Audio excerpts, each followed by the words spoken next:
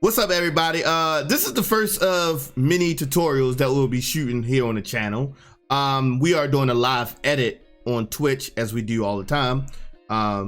If you was with me when we was shooting this, then you probably, already understand what we're doing.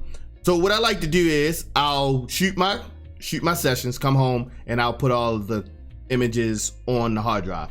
From there, we'll open up in Photo Mechanic and we'll select all the photos that we like, and then we'll send them to the client. The client will select how many photos they paid for, and then I will select those photos and I'll take them to final processing. But that was a quick, highlight of how we get to where we are. So after we select those photos, we load them up into Lightroom. In Lightroom, I don't do anything crazy when it comes to coloring, when it comes to anything.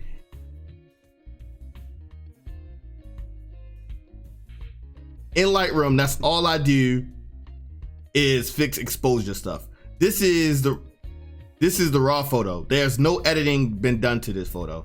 What I do to this photo, I literally come in here because I like to add an initial contrast. I'll come here and I'll add some initial contrast on the curves layer. That is literally what I do right there. That adds, I haven't done anything. You already see the colors are popping. That is literally after I've done 3 edits on the curve, on the tonal curve. That's all I do. And I do this to every last photo. I have an action for it, but I'm not going to show y'all how to do the actions because I want y'all to be able to build all of this stuff from scratch so you know how your actions work. So after I come in here and do that, I close that. Then I go to my lens correction and I'll check both of my remove chromatic aberration and enable profile correction. So that gets rid of any vignetting of the lens that I don't want. But if I like the vignetting, I'll just leave it. So in this case, the vignetting, it doesn't bother me, but I kind of like the brightness of it. So we're gonna remove the vignetting, and then what we're gonna do is we're gonna bring down these highlights a little bit, because we don't want to blow out the highlights. We want to keep as much texture in the face as possible. So bring down the whites a little bit. I'll bump the shadows just a tad bit, and I'll bring down my blacks just a little bit. And then here I'll even add a little bit of contrast on the contrast slider, just a little bit. When I'm editing, I like to practice. A little bit goes a long way, because when you work all of these settings together, they will do exactly what you want them to do. Rather you add them a little bit on the contrast, which I don't like to do. And the contrast is nothing but the brightening of highlights and the darkening of shadows or blacks, no matter which way you want to say it. So from here, this is a base edit inside of here. I'm pretty fine with the color tone. I am going to bring down the magentas a little bit, give it a little bit more. Give it a little bit of blue feel, the temperature, and that's the base. That's all I do. That's all I do in Lightroom. I also do add a little bit of sharpening, because straight out of camera, a raw file is as flat as, I don't want to say what I was going to say, but yeah, it's super flat. So I do come in here and I do add a little bit of sharpening on the initial eye. I do a little bit of noise reduction. That's all I do to every image that I use. And then from here, I'll just literally right click, edit in Photoshop. And that right there is editing exposures and creating a base edit for you to start doing your corrections to your photos in Photoshop.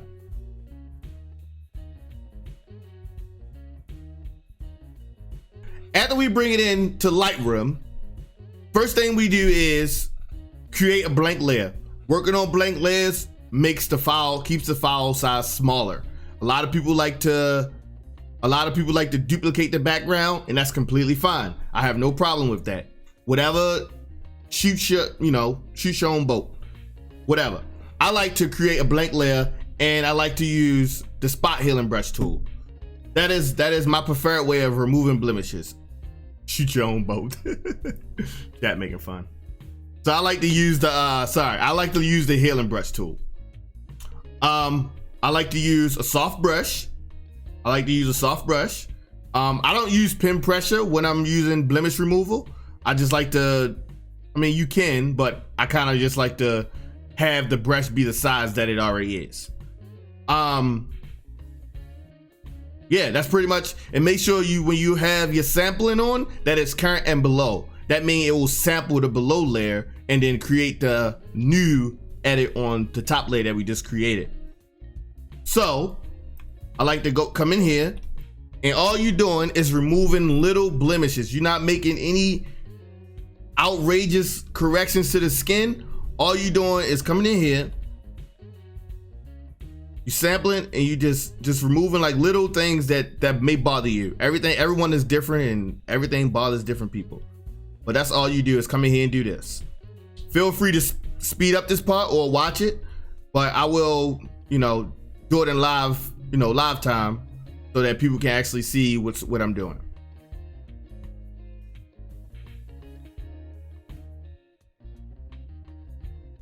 Shoot your own boat.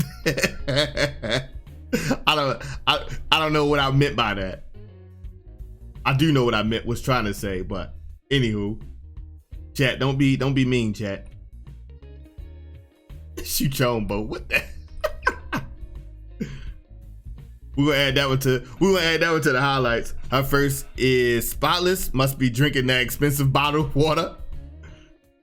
Her face might look spotless, but if you look, I mean, it's a few little blemishes there. Yeah, but she do have a nice skin.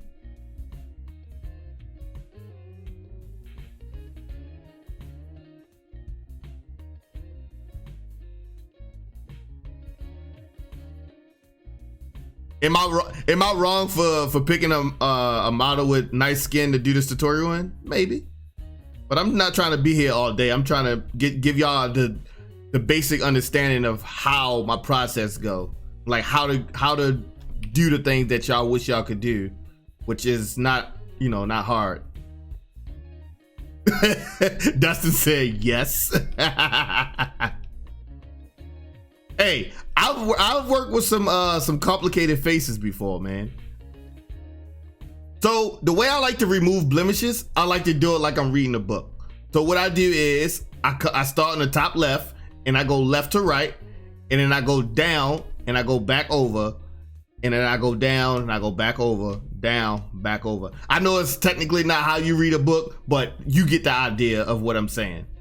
I work in lines rather than trying to be all over the place.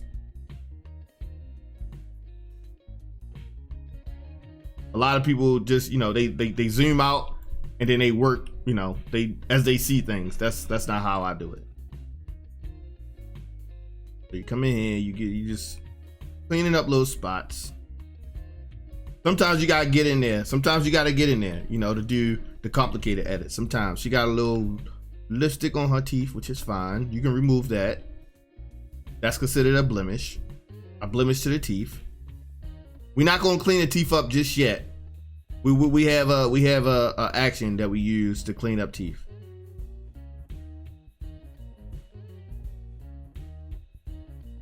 So we'll make the teeth a little cleaner than that. We won't make them porcelain white because no one had porcelain white teeth. And if you do, you probably look weird as hell.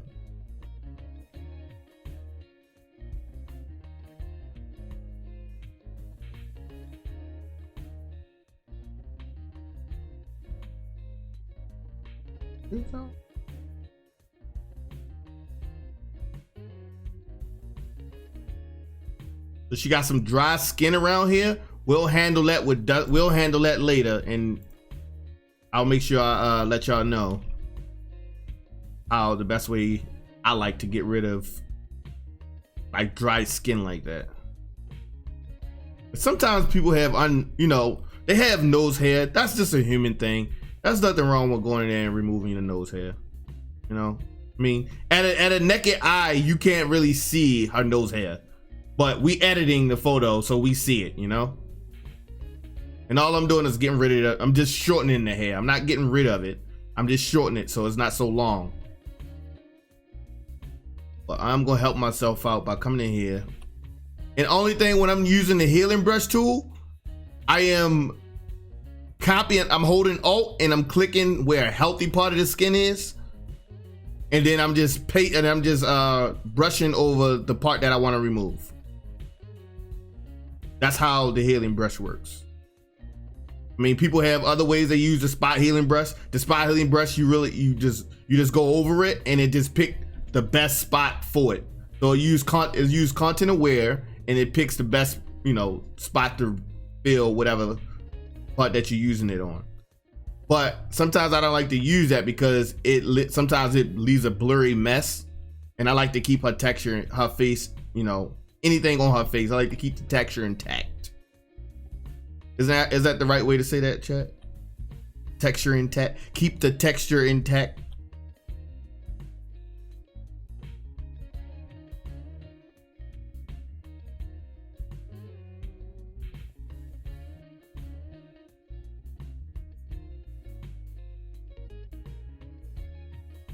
Now, if you was coming here and you clicked on this video and you was expecting some quick win, I'm gonna ask you to just don't even watch it, because everything that we do in this video is the tedious, correct way I found to do things. People have their own ways of doing things, and I'm not saying that their way is wrong, but some people that's getting into editing or photography, they always looking for a quick win. But I advise y'all to learn how to do it the long way first. That way you understand what's going on. No quick wins.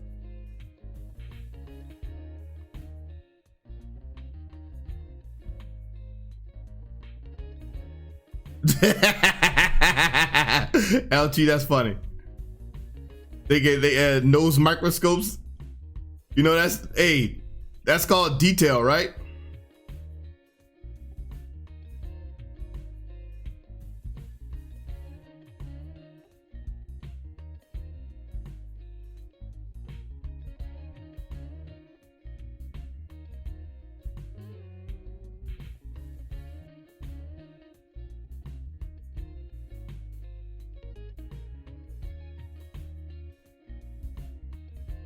And like I said, all of these videos will be in my highlights section on my Twitch channel.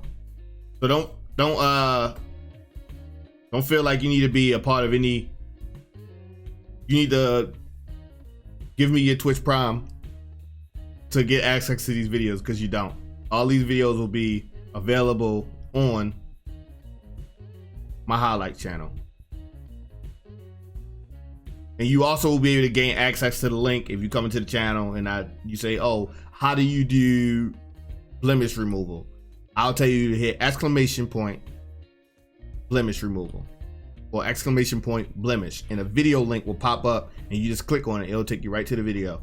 That way you don't have to search for it.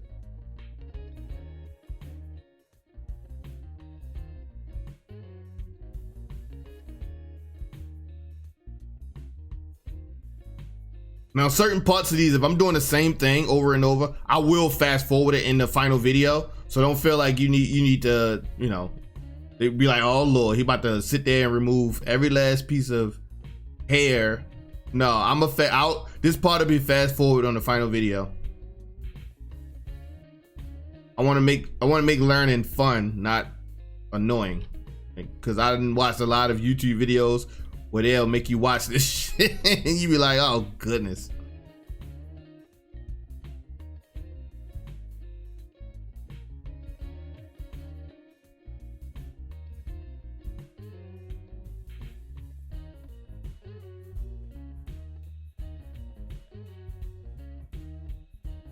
You're right. Sometimes I like to see how things will look if I was to do it myself. And if it doesn't come out right, then I'll switch to another tool.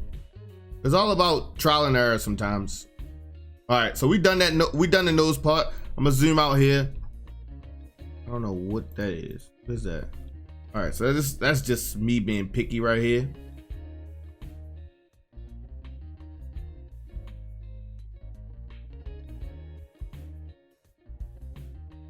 I'll fix that later. I'll fix that later. We'll come back to that and fix it. It's just a little part that I'm gonna use the patch tool. All right, so that's just the nose part. We just cleaned up the nose, little dry skin around the nose.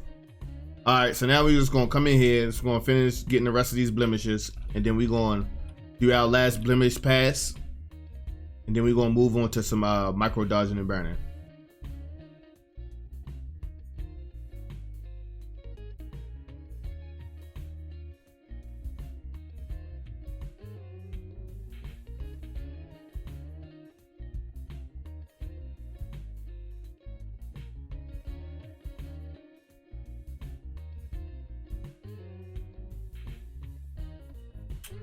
I don't know, she got glitter on her face. I'm gonna remove this glitter because it's not meant to be there, I don't think.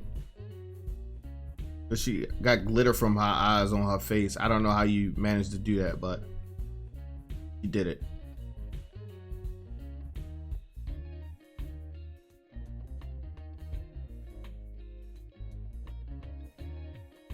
Chat, how y'all doing, chat? How y'all doing?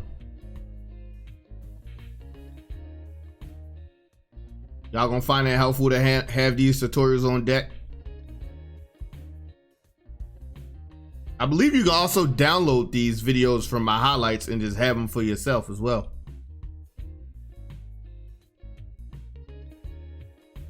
Like I said, I know there's a lot of people who do these videos, but you know, people keep asking me. I figure I'd just go ahead and do the videos myself to have for y'all to access. Clean around the mouth. So I know a lot of people probably say, "Oh, what about her dimples or her laugh lines?" Which is they call. I said dimples. They're laugh lines. What I'll do for the laugh lines, I'll like get rid of them and I'll just bring them back slightly, just so I can lighten them up. Like Emily is a big smiler, and her laugh lines is a part of her face. I won't get rid of them, but I'll make them less permanent. Pronounced. Excuse me. And I shot this with a shallow depth of field, so it's kind of hard to see some of the blemishes because everything is like blurry. But you still will, if you get in there, you'll see them.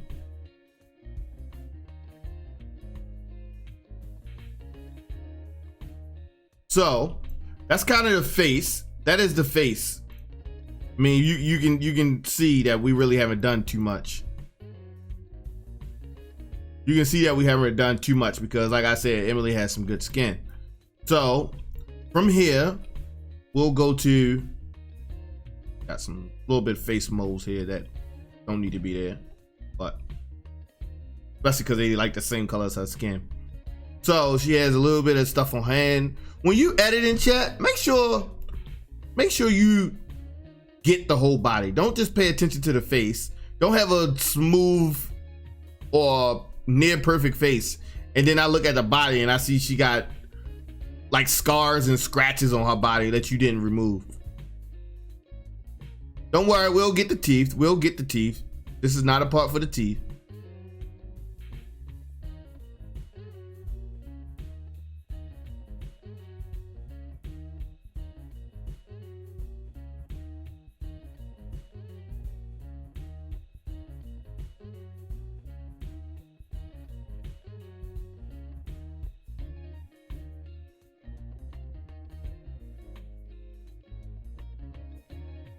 Got hands, we got the body.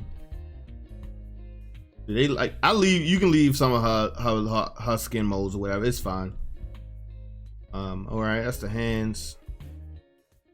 So all right, that is blemish removal. So after I do like the basic blemish removal pass, what I'll do is I'll create another layer and I'll just copy that so I have a before and after. So if you come in here, you can see everything that we did. You can see all of that. So now next thing I'll do is I'll come in with my patch tool because some parts were a little less textury than they were just flat, and that's not because of blemish removal. That's just some of her skin is just inconsistent and then the camera didn't capture it right. So I'll just come in here and I'll just grab like little parts and I'll just move them to clean texture. So if it doesn't have texture on it, you can use the patch tool to drag the texture, because the patch tool, it only sees the texture. So like this part right here, I'll try to find another part in here. So now I got texture here. Like I didn't have texture there before, now I got texture there. Only reason I didn't have texture there before is because, like I said, I used a really shallow depth of field to shoot this picture. So then I'll come in here. A little bit of the lips.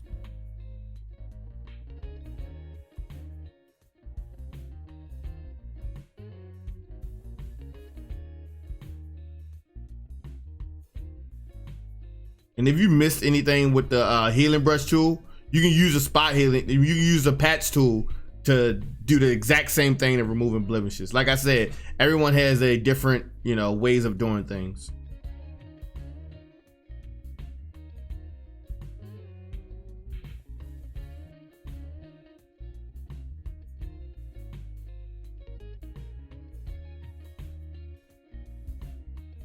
And then I'll show you how to fill in like the lipstick and stuff, because sometimes when you've been working with a model all day, like sometimes her lipstick, it need to be reapplied, but we didn't do it, maybe because we didn't have time.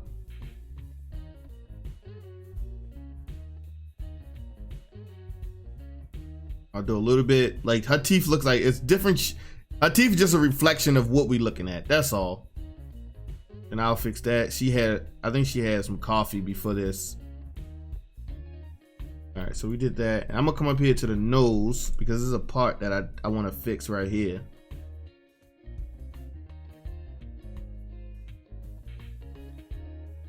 Make sure I get that lined up correctly.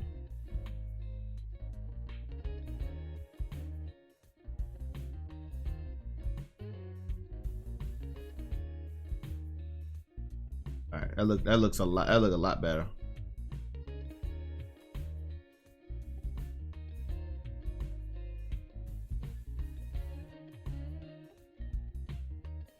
All right. Oh yeah, this is another part that I didn't like.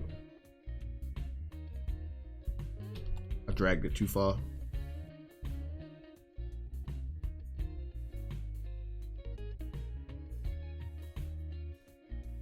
When you have stubborn textures like this, or like imperfections that you see, because that's not but dry skin on her nose right there, what I like to do is get my clone stamp tool, put it really low at like maybe like a 3, and I'll turn my pen pressure on with a soft brush. And then what I like to do is I like to come in here, I like to fix it myself, because when you use the clone stamp tool, make sure it's working. When you use a clone stamp tool, it literally clones. It clones whatever you pick. So I like to use this really lightly and control how much I'm cloning.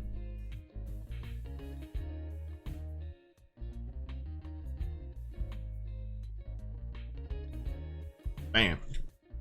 Done.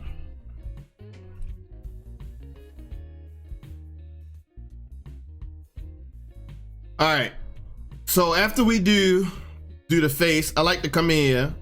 I like to do a little bit of vein cleanup with the healing brush tool. Do a little bit of vein cleaning up, not a whole lot. I don't want the eyes to look completely white, and lifeless. That everybody got a little bit of veins in the eyes. So I come in here and I do a little bit of vein clean. That's pretty much all I do with the eyes.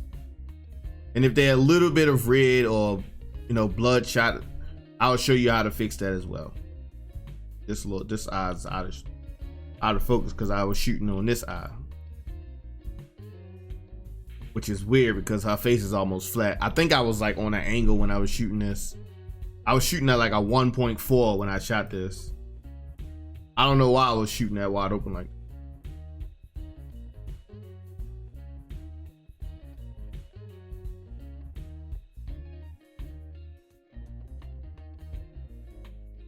All I'm doing right now is filling in like the little cracks of her skin.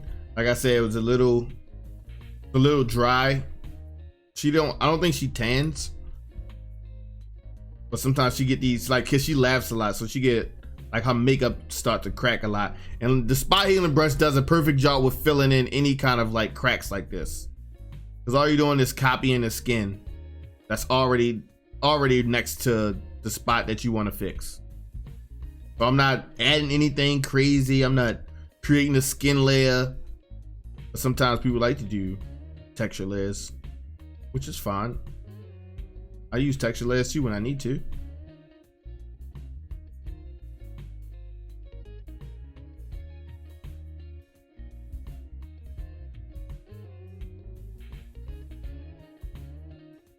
We'll probably get like a 2x sped up on this too, so you don't have to watch me fix the endless blemish. Y'all kind of get the idea of how to remove blemishes.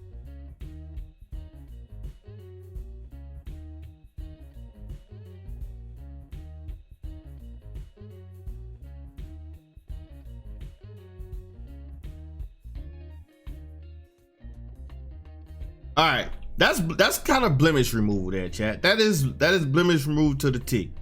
So now to do like little parts, we're gonna come in here, we're gonna do some little bit of redness removal from the eyes, and then we're gonna do a little bit of yellow removal from the teeth. The way I like to do this, I like to create, where are they? Hue and saturation layers. And if you click, if they let me do it. No, stop.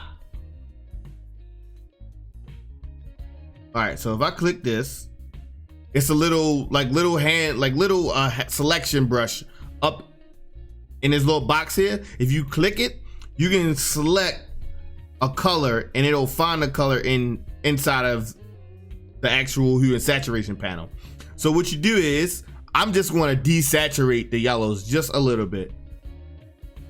So what I'm just sliding the saturation layer down. That's all I'm doing. And you can see me bringing it down. If I turn the layer on and off, you can see it just removing some yellows. But you got to be careful. The hue and saturation, you see what happened to the whole photo? It's adjusting the whole photo. So now that you found a color that you want, you click on the layer mask and you invert it. So now you take a white brush.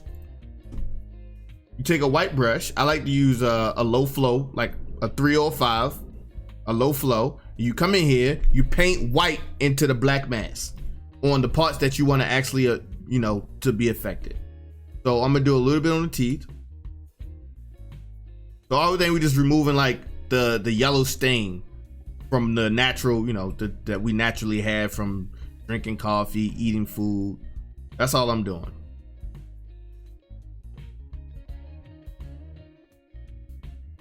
That is all I'm doing.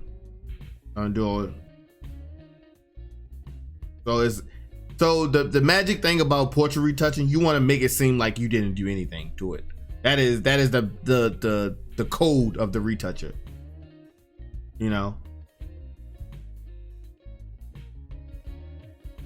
if I do that, now what I'm gonna do is I'm actually gonna bring this down just a little bit. And so what we did, we just whitened it. That's all we did, is whiten the teeth a little bit. We just took the yellow stain that was out of it. That's all we did. So now for the eyes, what I'm gonna do is I'm gonna create another hue and sat. Let me take my same my color picker. Let me see if it found reds. So what I'm gonna do is I'm gonna bring the reds down just enough where it doesn't look red. So I did it did perfect. And I'm gonna bring that down just like that. And again, it affected the whole image. So what I'm gonna do is I'm gonna click on the layer mask and I'm gonna invert it. You can use Control-I if that helps, for a shortcut key. And I'm gonna take my 3% brush again, paint white into the black mask. White reveals, black conceals. All I'm doing is getting rid of some of that redness. I'm not getting rid of all of it because there's a little bit red blood flow through your eyeballs.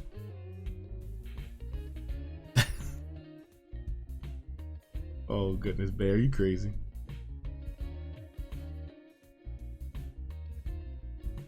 So that's all I did was remove a little bit of redness from her eyes. It's just nothing drastic, nothing, you know, some people need it more, some people need it less. All right, so that's what we did. And I'm actually gonna come in here and I'm gonna do a little bit more to that yellow in here, like really in here, because I think she was eating food before we shot. I think she had like a croissant or something like that. I'm gonna go ahead and remove that just a little bit. Yeah, it's perfect. All right, so we have blemish removal done. We have a little bit of eye whitening done. We got teeth whitening done. The next thing we're gonna do, which is my favorite part, and it's very therapeutic to me, we are gonna do some micro dodging and burning.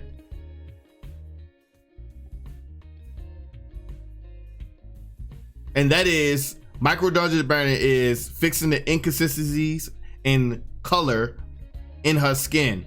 So like the different exposure levels. So for instance, let's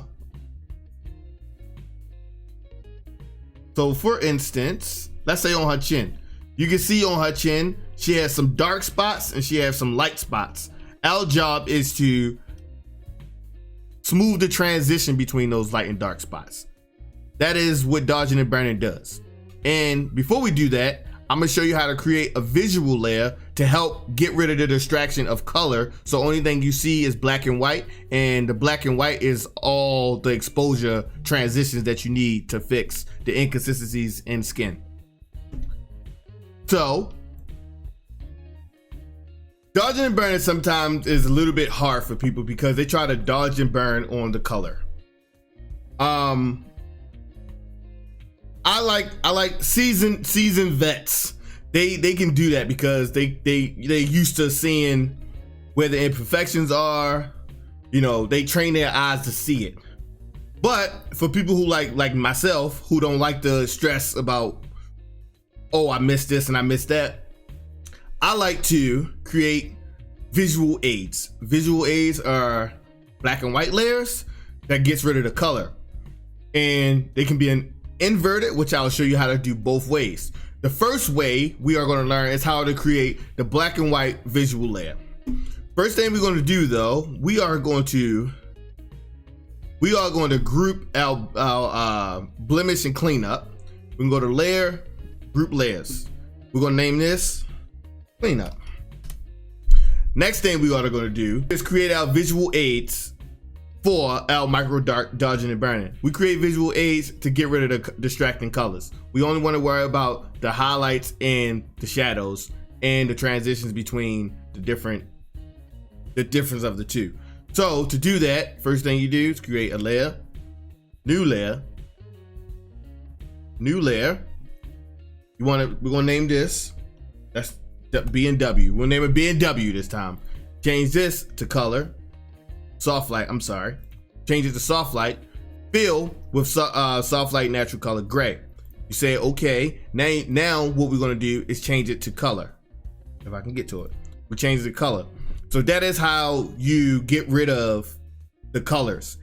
And next thing we're gonna do is create a curves layer. The curves layer helps us add contrast to this, because if you try to go in and dodge and burn, create the highlights and the shadows in this, it is going to be hard to see.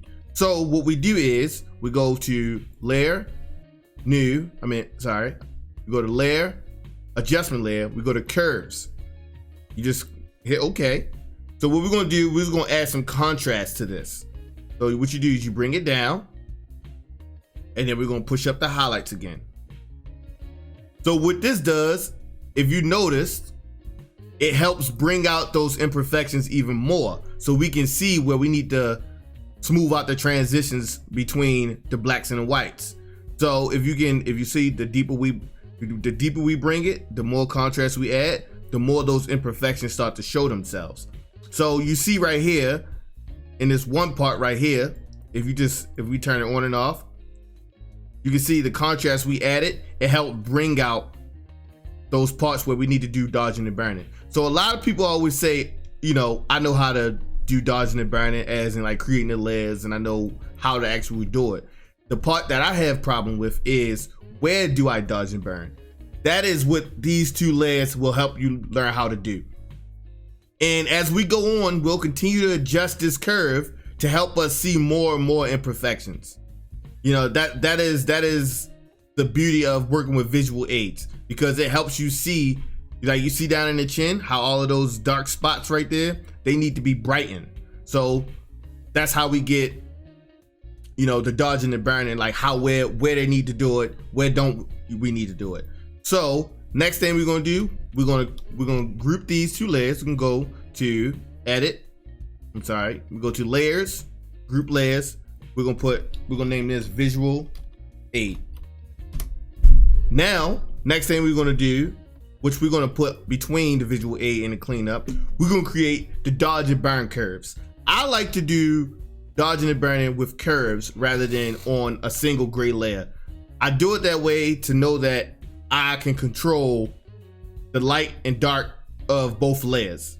If you use a gray layer, you don't have that power.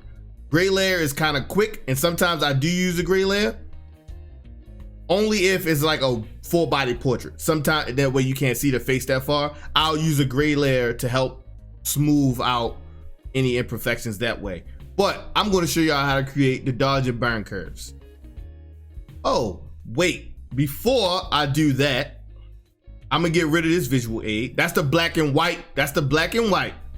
I'm doing two different versions here. That is the black and white visual aid. Now I'm gonna teach y'all how to do the inverted way, which it will change your life once you figure out how to do it. The first thing we want to do, we're gonna go to layer, and I'm gonna explain to you why it's inverted. So first thing you do, you go to layer, new adjustment layer, and we're gonna go to gradient map. And this will make it, this will invert everything. It will already invert everything for you. So all your whites became blacks and all your blacks became whites. That's why it's called inverted. So I know you saying, oh, but I really can't see much.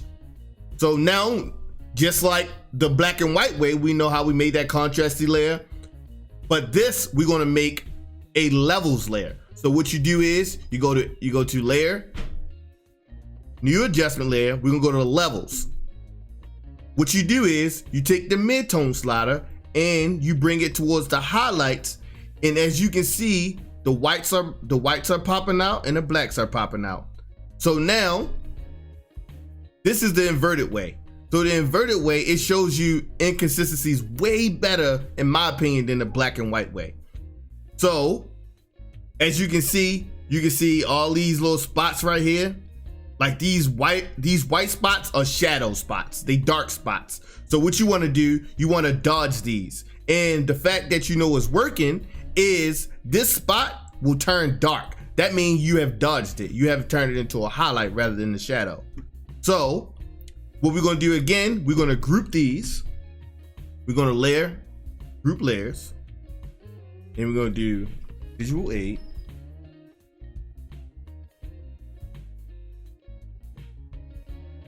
Inverted. If I can type. So now we have two. So we have the black and white way, and then we have the inverted way. I'm teaching you how to do both of these ways so that you can have a preference of your own. I'm not telling you which one is better or which one, you know, will help you the most or whatever. I'm telling you they both work, but they both have a learning curve. So, haha, you get it, curves, because we use curves. But they both have their, you know, their own, you know, time to be used. Me personally, whatever day it is and I'm feeling something, I'll use the visual aid gray and black layer, or I'll use the inverted way. But most of the time when I'm doing in-studio beauty work, I'll use the inverted way because it's, you know, it's just easier for me. But when I'm doing stuff like this, I'll use the visual aid, black and white way. But I showed you how to create both of them. That way you can try them both yourself so that you can figure out which way you like. All right, so we created our visual aids. So now it is time to create the dodge layer and then the burn layer. The way I like to use the dodge and burn layer Some people use the actual tools in Photoshop. That's called dodge and burn. That's what they're there for. Me, I like to create 2 curves, which is I'm gonna do here. So you go to layer, new, curves. This is gonna be dodge. And what you do is you push up your highlights. I like to take the mid-tone and I like to push that up. So I'll push it up and you can see the whole image is getting light. Now I'm going to go to that and I'm inverted. That is our dodge layer. Next thing I'm gonna do, I'm gonna create another one. You go to layer, new adjustment layer, curves, and I'm just gonna be our burn layer, not burn, our burn layer. So what I like to do here is I like to pull down the mid-tone again. I like to pull it in the opposite direction. I took the dodge layer. So now you go to curve, you go to your mask and you invert the mask. So now you have a burn and then you have a dodge layer. You take those two, you go to your layers, you go to the group layers, and this is our D and B for dodging and burning. So from here, we're gonna turn out visual aid. I'll turn on, I'll use the gray for this video. I'll use the gray and white. I'll use the black and white version. That's what I'm choosing to use. So now for my brush, I have a tablet. I have a Wacom tablet. If you don't have a Wacom tablet and you do photo editing as I'm doing it, I don't know what to tell you, but to stop using a mouse or if you have a digital screen that you write on, that's fine. But I use a Wacom tablet to do all my portrait editing, and only reason I use it is because the intuitiveness of just drawing on, an actual surface rather than using a mouse.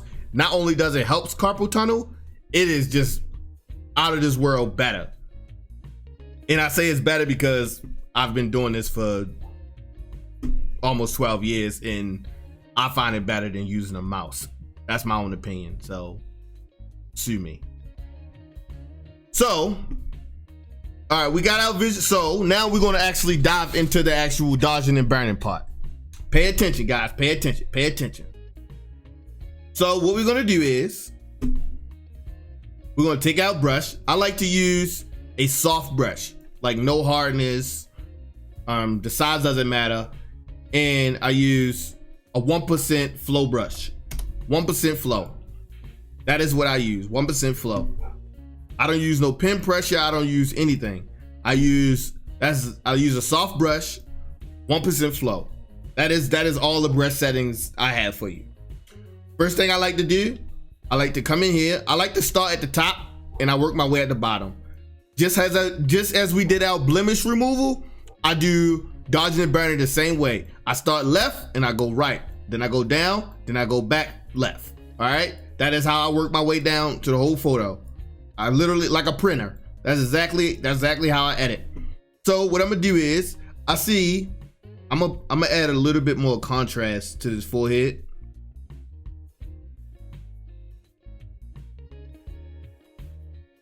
So like I said, you use the visual aid curves layer to see different imperfections in the skin. And you wanna adjust it as much as you can to make sure none of this stuff is hiding from you. Because it's kind of like I said, it's hard to see just a flat layer like this. To edit on this, you're gonna miss a lot. That's why we added the contrast to bring out those dark shadows and highlights. Remember, like I said, when we was doing the exposure, contrast brightens the whites and darkens the darks. That is what contrast does. And us using the curve layer to do that, it's gonna help us see them imperfections. So enough me talking, I'm gonna go to my dodge. And you'll see me clicking on and off just to see the progress that we're making. So I'm gonna go to my dodge tool and I'm gonna make sure I'm on white, because you remember we painting white on the black mask. So I'm gonna go in here. I got my hands on my bracket keys to change my mouse, to change my different size of my brush. So you can see my brush size changing. I'm just on my bracket keys. And that's literally all I'm gonna do this whole time. So I'm going in here, I'm going using my highlight. I'm on my dodge layer, so you can see these dark spots getting lighter.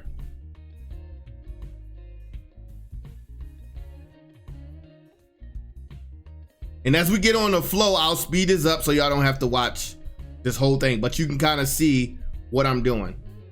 I'm bringing, so basically what you want to do, you want to build up the dark spots till it matches the spot next to it. So you can see we got white spots in here. We will burn those. That's a lot of people, they make a lot of mistakes because they only dodge. Dodging it has its place. Burning also has its place. So you want to come in here, you want to get all these dark spots.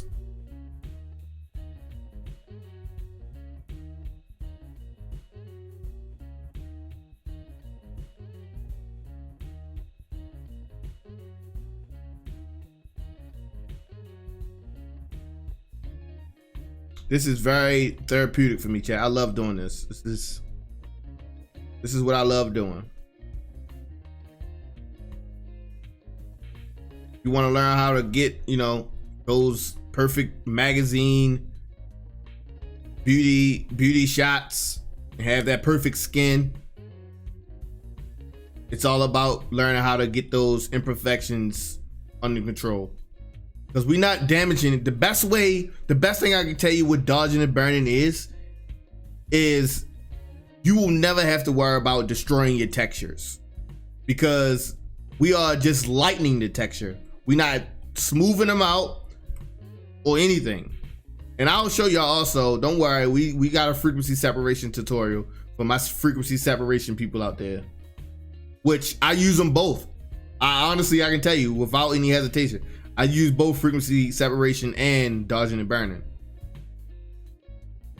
When you learn how to use them both, you're gonna be good to go. You're gonna be good to go. So as you can see, I'm only dodging here. That's simply because I don't want to keep switching back and forth right now. But I'm just gonna work on dodge just one spot, and then I'll switch, and then I'll burn the spot.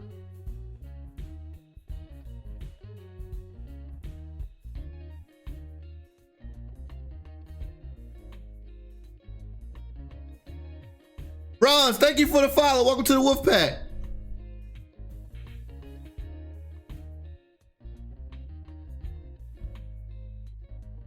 Chat, I've been doing this for a long time, chat, and it's still Mac. Thank you for the host, baby. I've been doing this for a long time, chat, and I did frequency separation for upwards to 3 to 4 years. I went from only doing blemish removal to doing frequency separation, and I've been doing dodging and burning for about a year now, about a year and a half. And it's the best thing I've ever could have done for my business.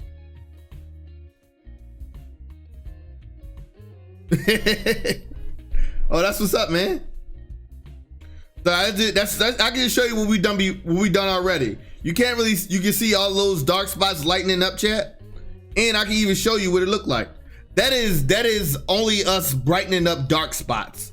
That's all, a bunch of little ticky lines. That's all it is.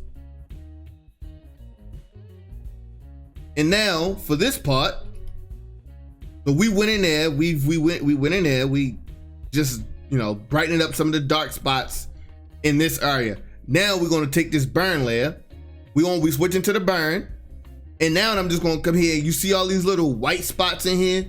All you're doing is just filling them in until they match the area right next to them. This is the most indestructible way you can work when it comes to fixing texture and all of that beautiful stuff. Skin is very important when you're doing portrait work. Protecting those textures, baby.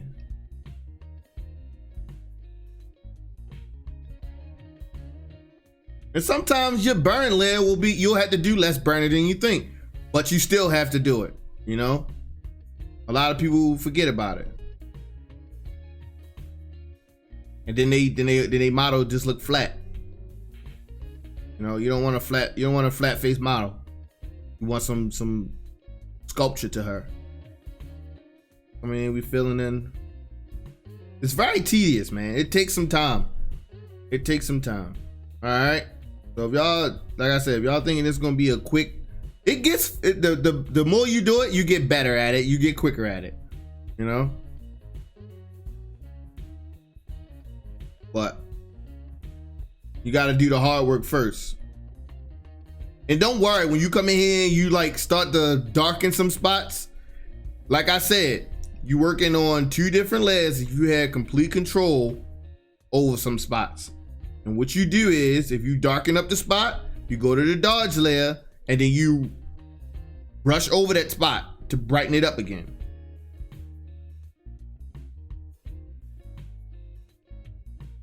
This is dodging and burning 101, baby.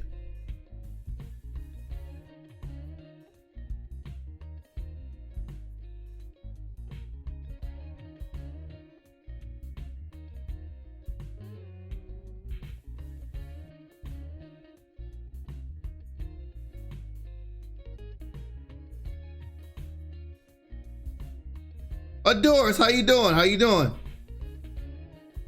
All right, so y'all can see this is I did a little bit of burning. So now I'm gonna turn this on, then y'all can see like it looked like we didn't do anything. That's how it's supposed to look.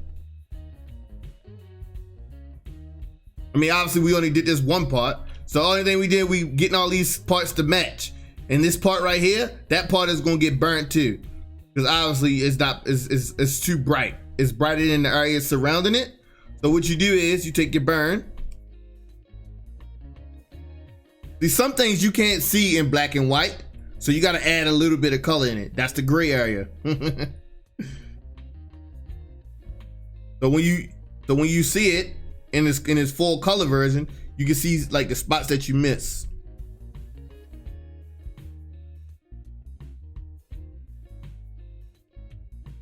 How's your streams been going? I'm doing well. We just doing some tutorial highlights for the chat.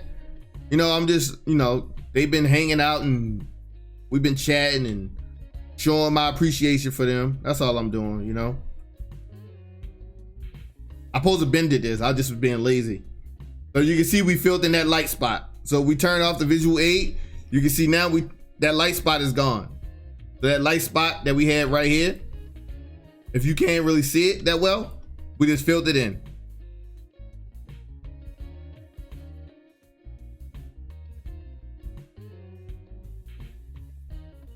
So the best thing you want to do when you also doing dodging, but don't spend so much time on one spot, because the only thing it's going to do is just create bad technique.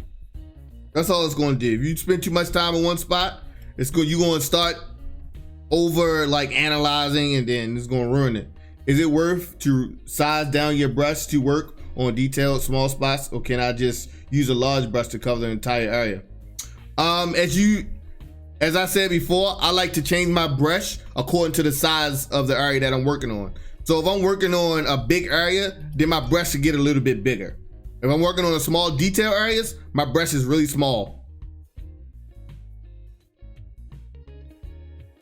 So I would size your brush according to the area that you're working in. So when you're dodging and burning, you'll have a lot of like small details. So you want to work with a smaller brush.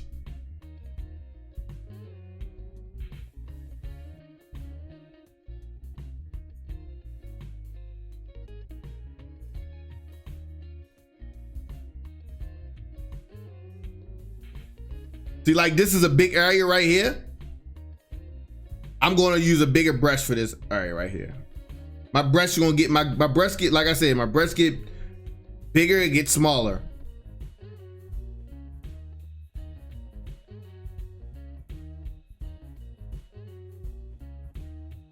Like I said, I size my brush according to the part that I'm working on. Oh shit, I just dropped water on my goddamn keyboard.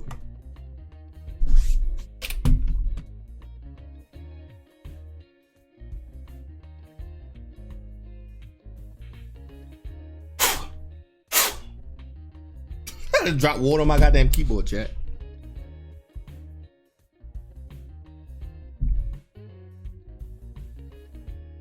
And I like to zoom in and out too. Also, if it helps in Photoshop, they have a little trick you can do, because you want to be able to look at this from its normal state. So like from here, when people look at this, they're not going to be zooming in like this to look at your portrait.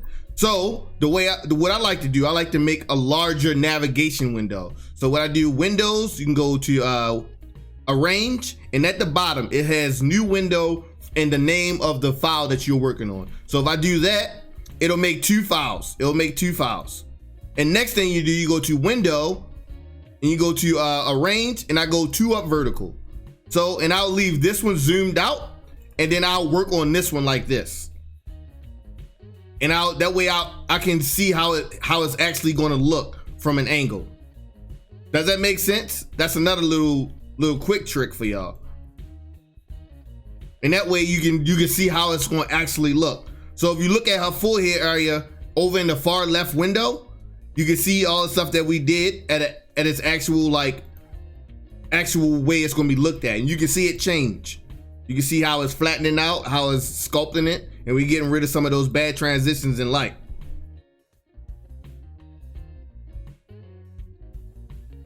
So we're going to continue to burn right here. And if it's taking up too much space, you can just drag it over. You can just click between the two and just drag it over some, and then you can just make it smaller like that. And that way you have a bigger window on the right. It's really helpful to see your work from a further distance. That way you know you're not over editing the spot, right? And you see a lot of different imperfections from a further angle than you do real close up, just as you see the other way. If you're real close, you'll see some spots that you're not supposed to see.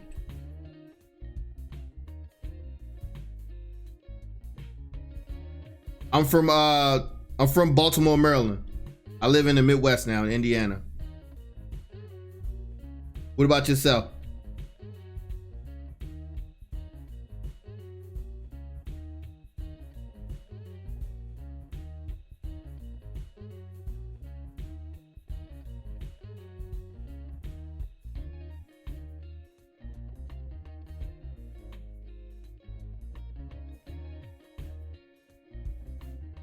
I'm gonna show you, Wavo. MSLG. Wait, what are you talking about?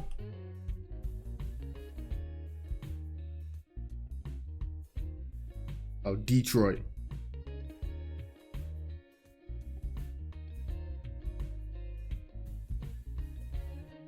I'll say the MSLG from the D. I'm like, wait a minute, what now? Okay, one of my northern brethrens.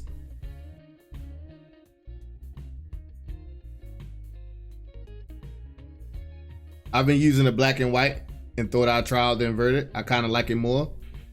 Do you travel for photo shoots? I do travel. I go where the money goes. Go where the money takes me.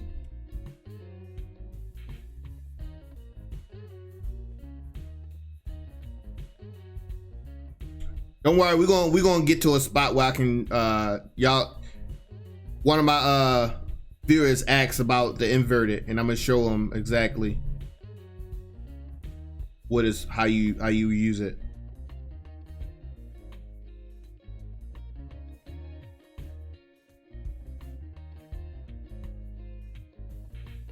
Did you learn digital media in school?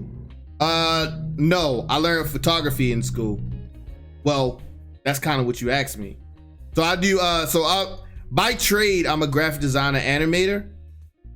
I do animation and graphic design. I master in visual communication. I had some photography classes, but not like, my major wasn't photography. I've been doing photography ever since I was a child, like taking pictures. Like my mother used to always carry around a disposable camera.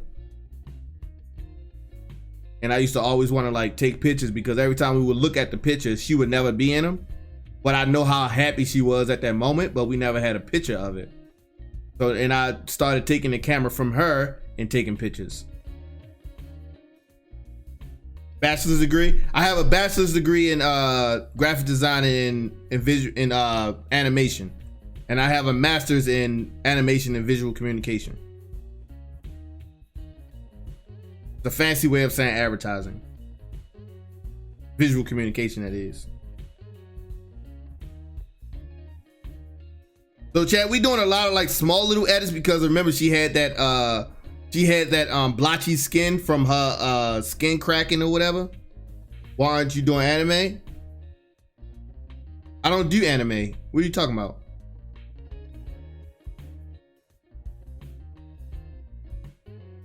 I also don't watch anime. Only anime I ever watched was Dragon Ball Z. I watched the last Airbender too, if that counts as anime.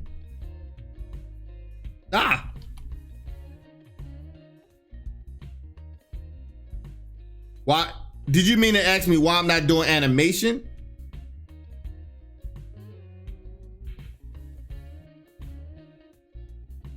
Why am I not doing animation is what you asking me? Oh, I'm doing I do animation for my day job. So I run a full-time photography business, and but my day job I do contract work for local companies, animation. I thought anime is separate from animation, right? That when he said anime, I was like, I don't do anime. What the hell?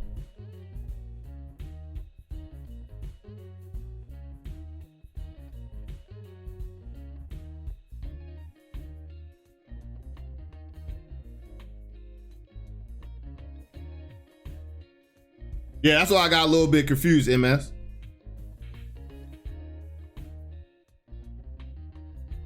I didn't know you was asking me why I'm not doing animation.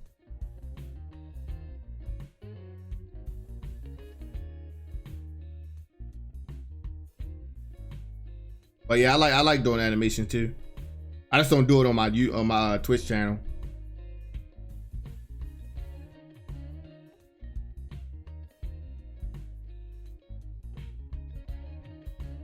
Why not? Because I prefer to do this. I enjoy doing this better.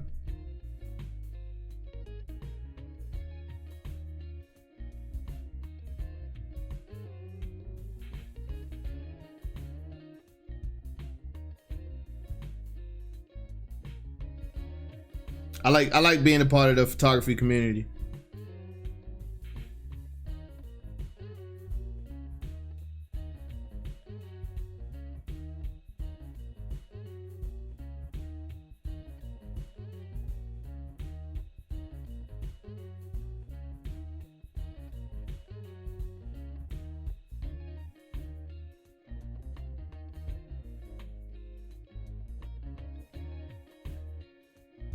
Do you do photography as well?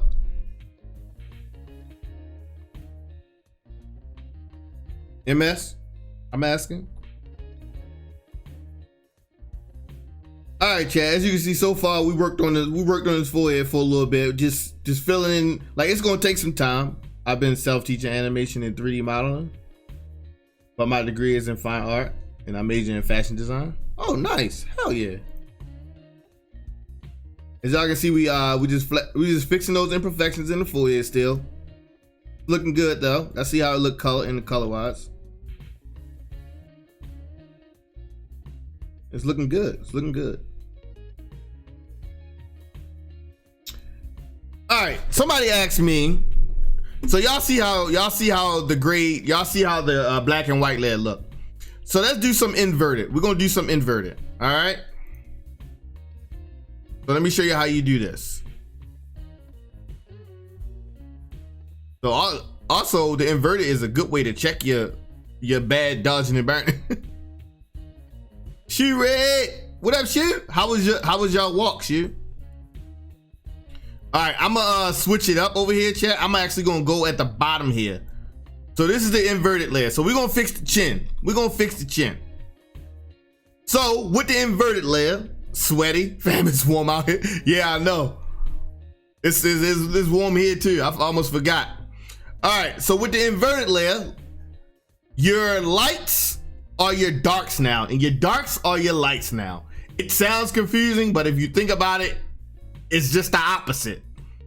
So instead of dodging right here and making this darker to match the rest of it, we're gonna dodge it. Instead of burning it, we're gonna dodge it. So you can see, and only way you know that it's working, if you dodge right here and it turns darker. That's how you know that it's working. So what we're gonna do is we're just gonna dodge right here. And as you can see, it's getting darker.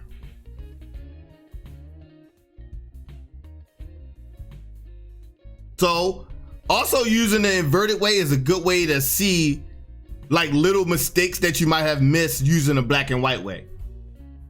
So as you can see, we just fixing all of these dark spots that look light. Does that make sense, Wavo? Like, you seeing me do it, does it make sense?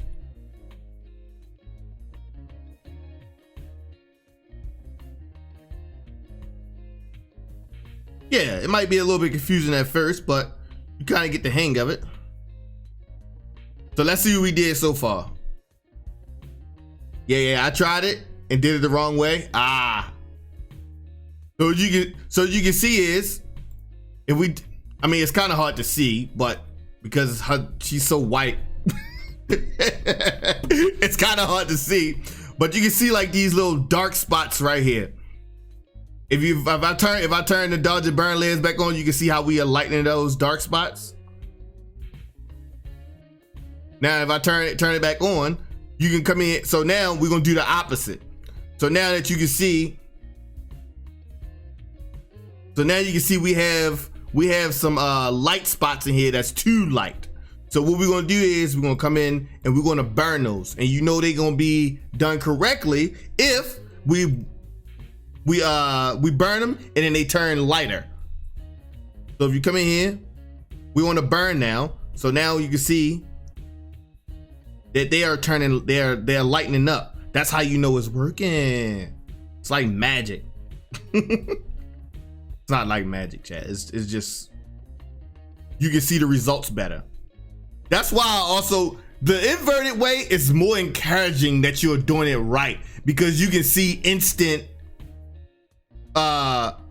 progress, if you will. You can see instant progress. That's why I like to do this way sometimes. Where with the black and white way, you kind of got to keep working at it until you feel like it's not working. Where her fingers are meeting her face, would you leave that transition from dark to light alone, or do you do something with it? All right, give me 1 second, because I know what you're asking me. I know exactly what you're asking me. Give me 1 second here. Let me just finish this and then.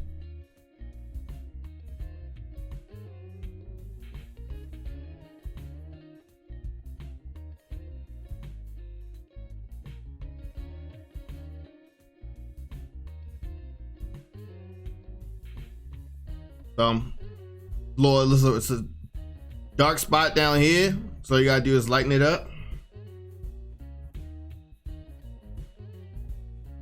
Got some over here that you need to lighten up.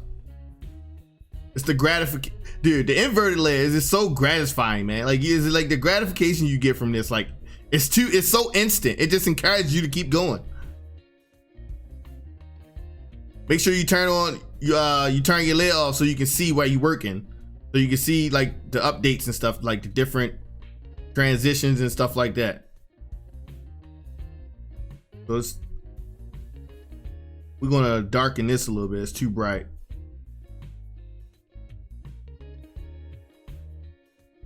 Around here like that. Hit that part. Then we're gonna lighten these little splotchy parts.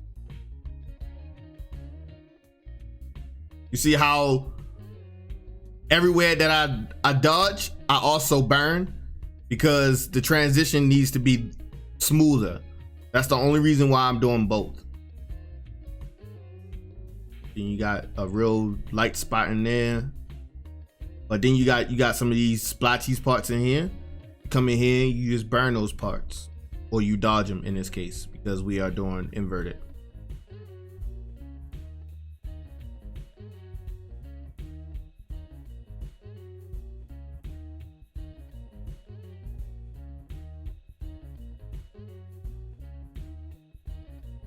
Like I said, chat, this is it's a tedious process. And do we need to be always this close? No, we don't need to be this close, because it's a portrait. It's not a beauty shot. It's just a portrait. But do I like my shit to look good? Yes, I do. So I do the unnecessary stuff sometimes, because that's what you do. The unnecessary gets you paid. The unnecessary adds them commas to your bank account, baby. All right, so you can see with this how we rounding the chin out, because this is how it's supposed to look. You know, sometimes, you know, you go in there, you look at it, you just getting all those spots that don't need to be there. Like we got a spot right there that we can get rid of. We got a spot right there we can get. Like we don't need to get rid of it. We just need to smoothen the transition. So right here, I'm gonna take my dodge, and I'm gonna do this. I'm just gonna darken this in the sense of invertedness. I'm gonna darken it so that it smooths into the lighter spots. So it's not just like abruptly dark right there.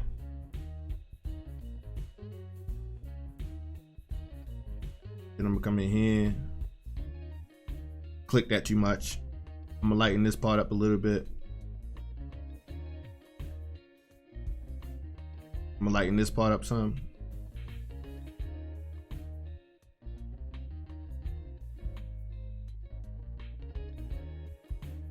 Right now.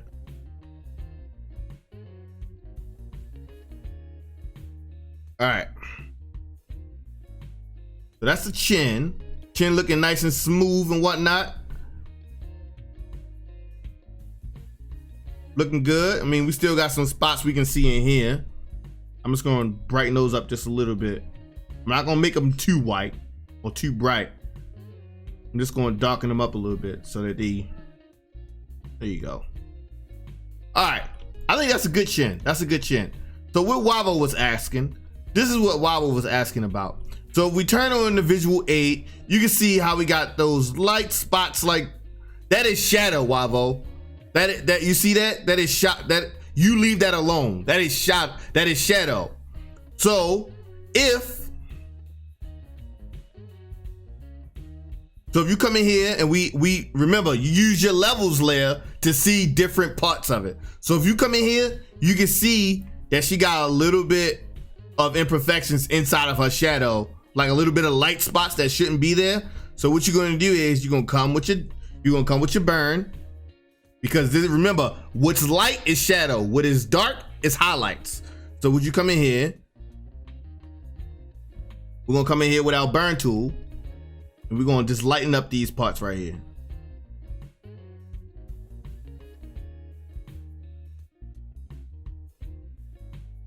Does that answer your question, Wavo? So like this, when you see major shadow, like that is shadow. See, if you turn this off, that is all shadow in there. So you don't mess with that stuff. If the shadow has some like if it's a harsh shadow, then you still like you don't mess with the line of the shadow, because that's how it was shot. But you don't want to mess with any of that right there. That's you leave that alone. Now up in here, we got some problems up in here. So we turn our visual aid back on. We're gonna come in here and we're gonna lighten some of these spots here.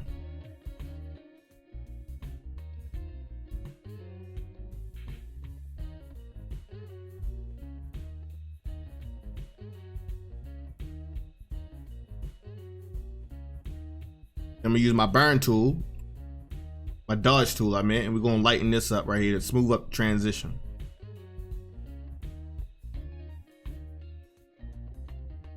Up in here, up in here.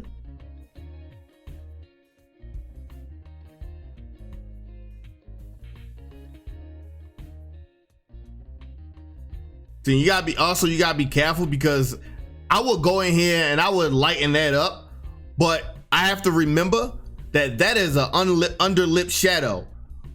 You got to remember that's an underlip shadow. So what you can do, because you see this part right here, that part should also be light. Like that is just a weird like way the shadow lay. This part right here, that should be darker right there. So if you can see it in a visual aid as well. So what we're gonna do is we're gonna take out our burn layer. We're gonna come in here and we're gonna match this to this.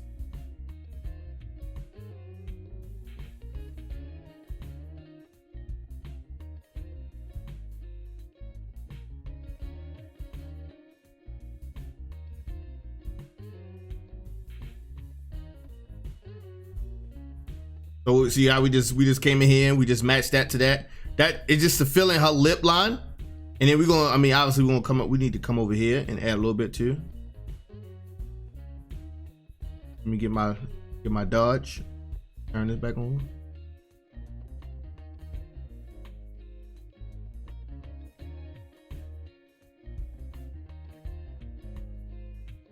Sometimes I'll take out, if it's a harsh line that I know doesn't need to be harsh, I'll just take a line to it.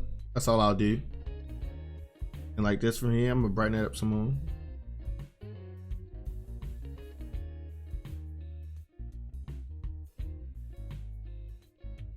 It kind of, so you see how I made that hard like that? You know why I did that? Just so I can show y'all that happens. It happens. You get in the groove and it happens. Like, you see how soft it is right there? And I just brought it out too much. That's completely fine. That's normal. So what you do to fix that, obviously we need to dodge it to fix that line. So when we come in here, we just come in here, we just brighten it up. That is how you fix your problems. If you sometimes you edit something too much, you'll edit something too much. What you do is you just brighten it up. Don't feel bad that you did it. Like, people make mistakes. But I could have just like not showed y'all I did that by mistake, and that happened naturally. That was a natural mistake. See, that's all you gotta do is come in and fix it. Bam. And now it's back to normal. Like, there you go. Did I get upset with myself? No. All I think, I just came in and I just fixed it. And I'm even going to do a little bit more.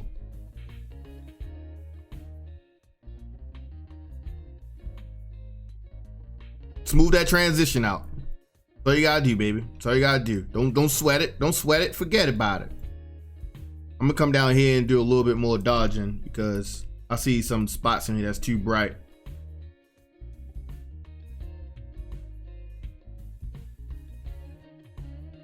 Is there any questions about dodging and burning, chat? Any questions? Do y'all understand the concept of it? Do y'all understand how you get to see the parts that you need to dodge and burn? Like, what other questions do y'all have? That's why we do these live edits. That's why me and a bunch of other photographers do live editing, so y'all can see and get answers to the questions that y'all have. That's why we do this, baby. That's why we do this. Cause we loves you. We loves you.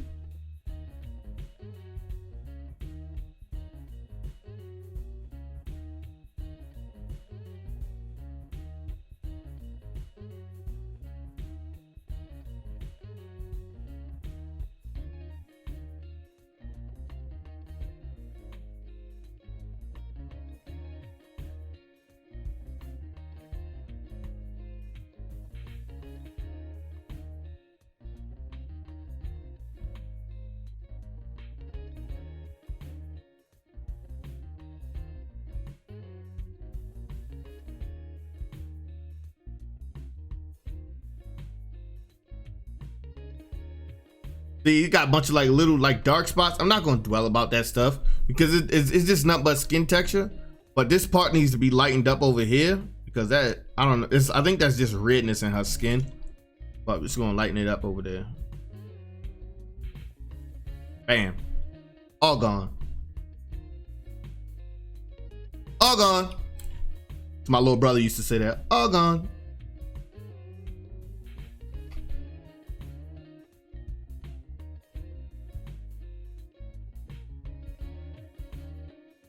All right, that's the chin area. I mean, we still got some spots that we see. I mean, you're gonna continue to see stuff when you dodging and burning.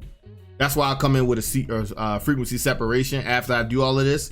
A small amount of frequency separation to help me get anything that I miss. And I'll teach y'all how to build the frequency separation layer that I like to use. A lot of people do it different ways, but I'm gonna show y'all how I do it.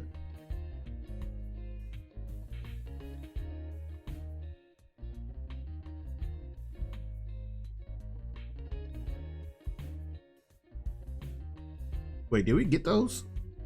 All right, yeah, we got them. It was a little bit stubborn there for a second. All right, so what I like to do for, all right, now we got, remember I told y'all I was gonna lighten up these her laugh lines? That's what we're gonna do now. We're gonna lighten up her laugh lines. But you gotta be careful because they'll turn to like red, like bruises. So you gotta be careful when you're doing it. So we're gonna do it real light, real light.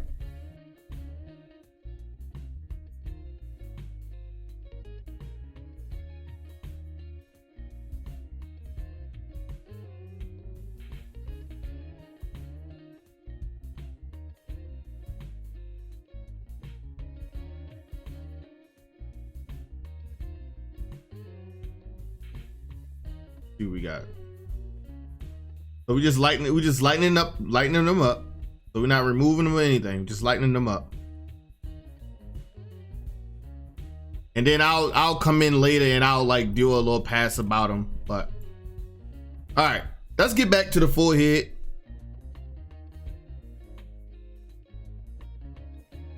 Oh, get back to the forehead. We're gonna continue with the inverted for right now, because that's what we've been working with. So we're gonna do the inverted way. Go.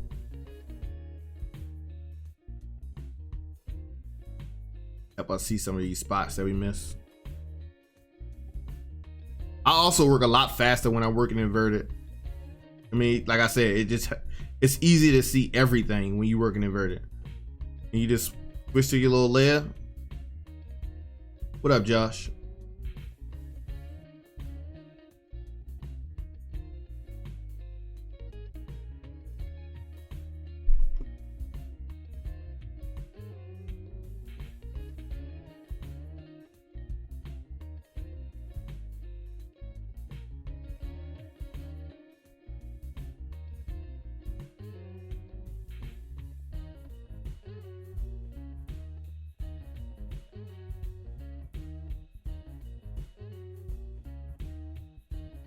All right, we will once we get the idea done and everything, chat. I'm gonna fast forward this part so y'all don't have to sit through it when y'all like watch the whole tutorial. But if I get into problematic parts, I'll make sure y'all can see it.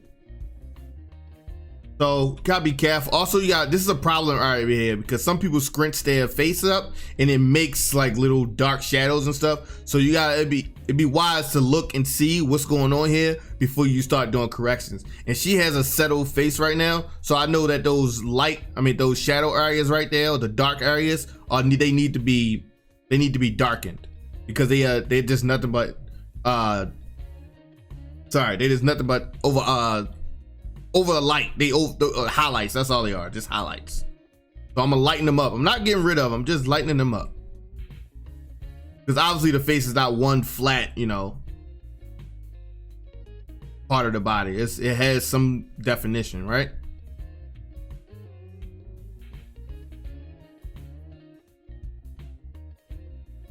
Come in here and brighten up some of the parts that we might have darkened too much. And you can see where we at right now. See, that's also a beautiful thing when you use the inverted. The before and after is wonderful. You can see the before and after.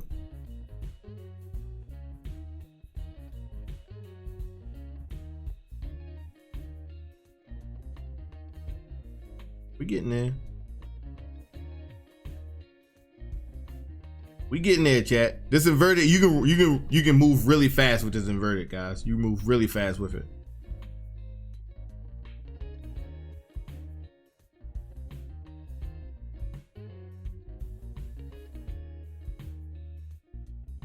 Oh, wrong layer.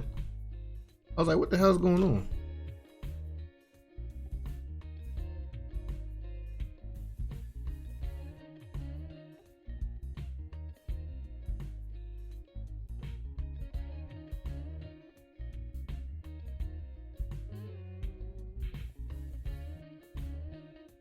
See, that's the part of how, that's like, that part needs to be the way it's like her, it's like her eyebrow line right there.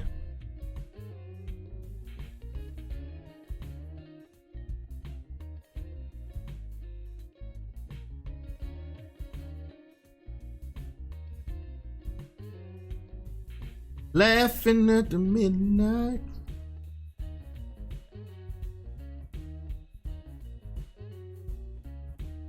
Yeah, I know it's a long, like tedious stream right now. We're not doing much interaction, but I'm doing this so I can get this knocked out for you guys. And like I said, all my subs, they'll have like a resource section in the Discord where it has like actions that I've shown y'all how to make, but you'll just have a one-click button to make the layers for y'all.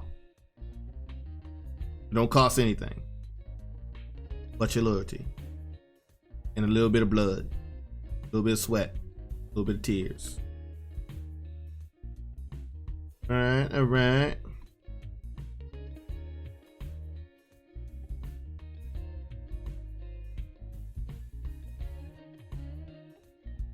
How the fuck did that happen?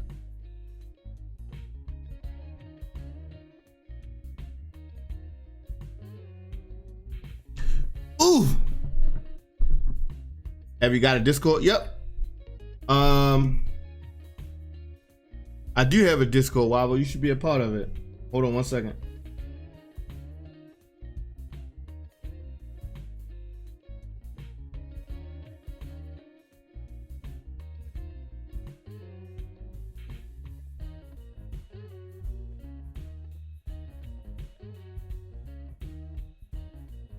No, yeah, it's fine.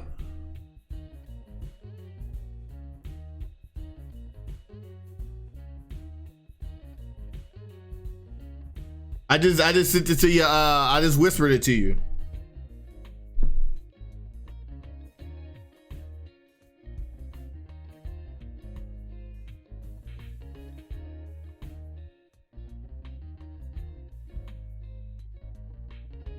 So there's a resource section in there. That's where all the actions and stuff will be at. So once I get done with the tutorial videos and all that stuff, I'll upload those, and then I'll make sure everybody that's aware that, you know, the Discord is updated.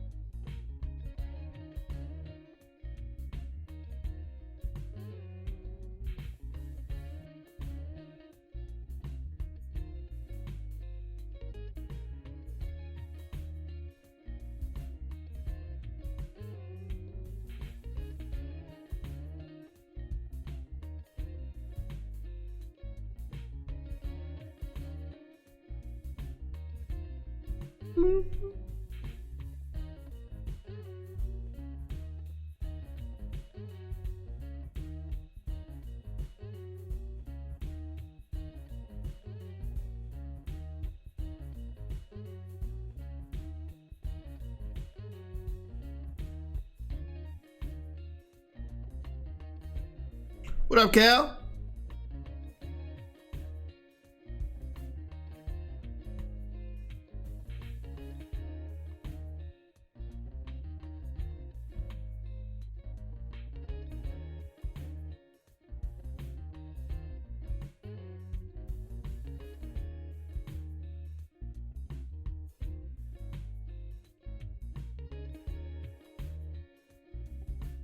I'm actually gonna brighten that part a little bit.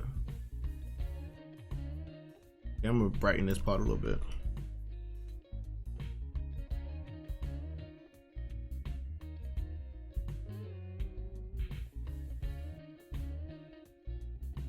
What you doing? Let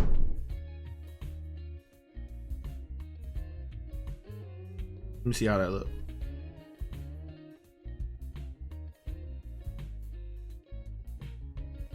I don't like that. That's not how it's supposed to be. Sometimes I like to do stuff, chat, to see how it look. Surviving.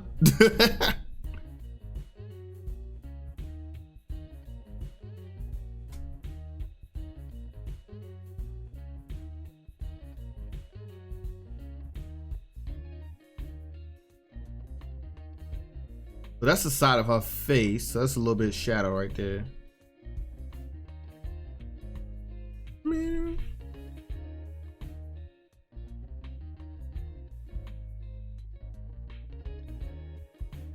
You still been working?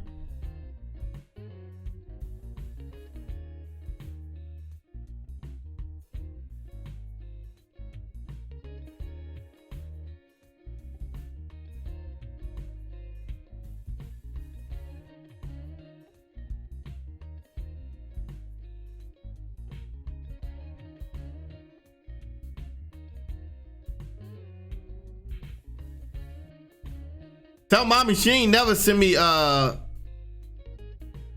Man's phone number either.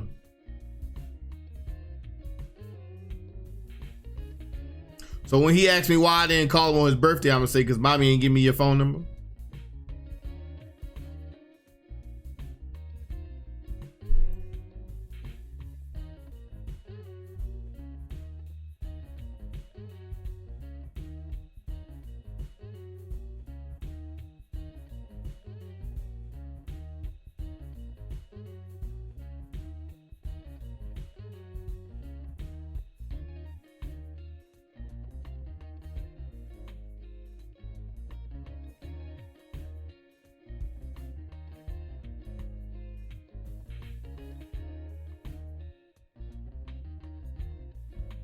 It's so weird, like, cause she don't have any texture up there playing 2K right now.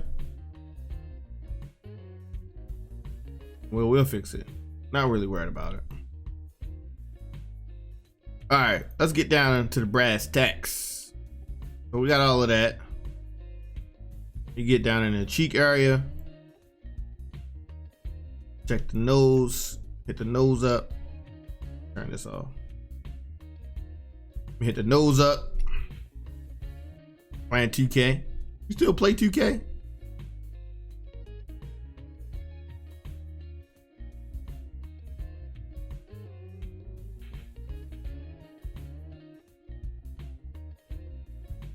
Hitting the nose area here.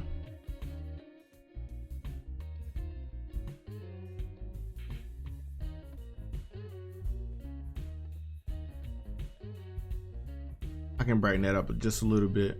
Just like that little concave area in your eye.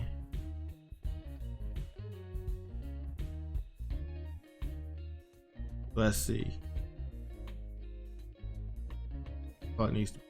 Spots need to be brightened up right there.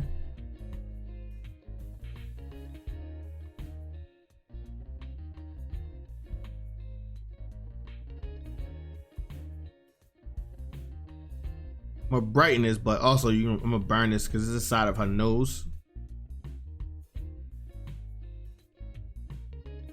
There's still some parts that needs to be, but it's too dark.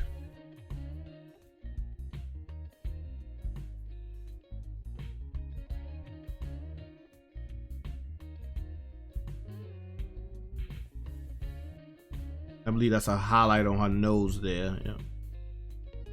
Don't worry, we gotta come in with some dust scratches anyway to get some of that dry skin, like some of that dry skin off her face.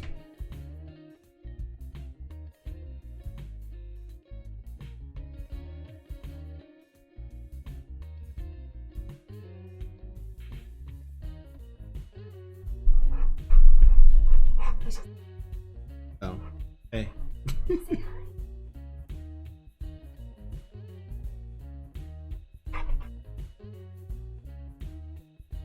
Did he eat? Huh?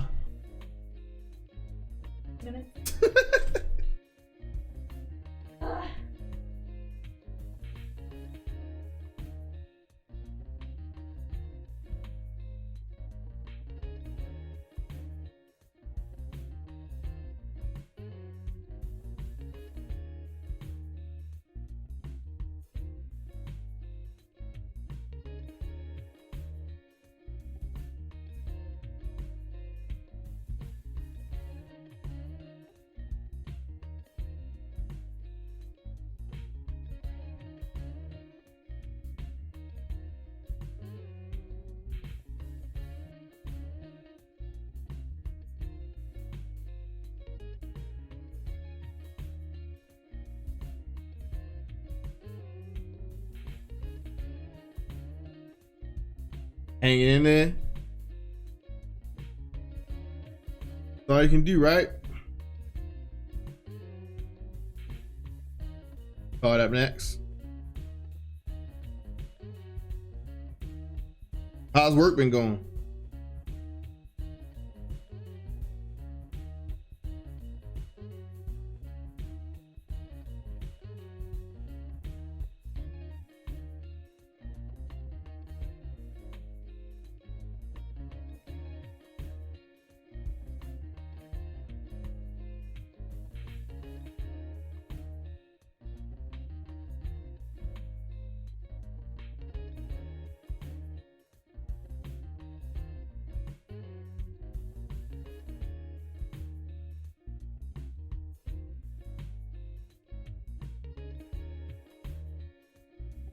Oh, you're not working at the moment.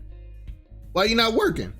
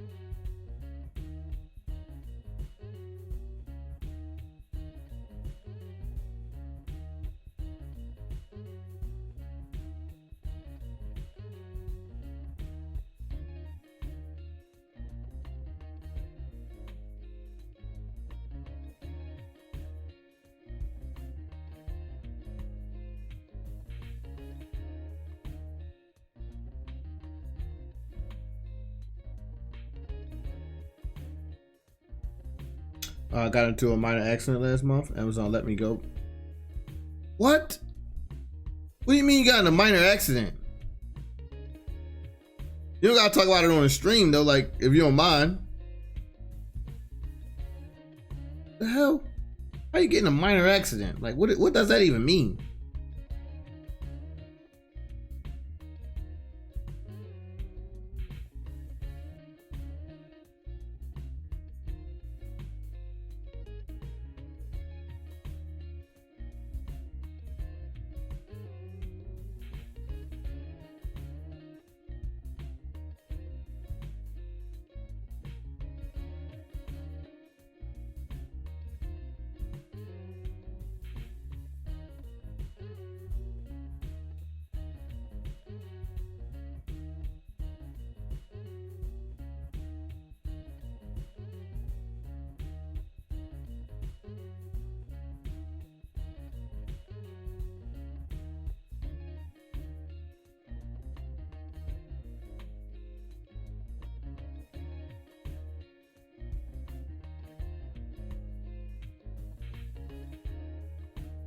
Wait, what's going on here?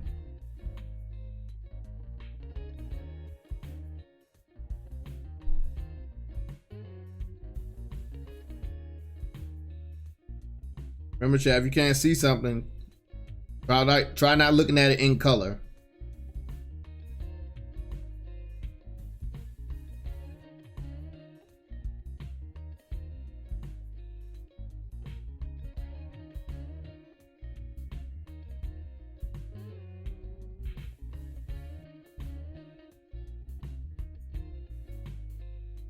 Oh, bam.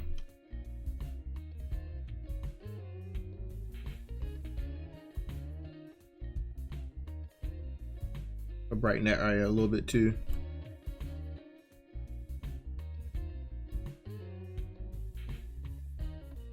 Wait.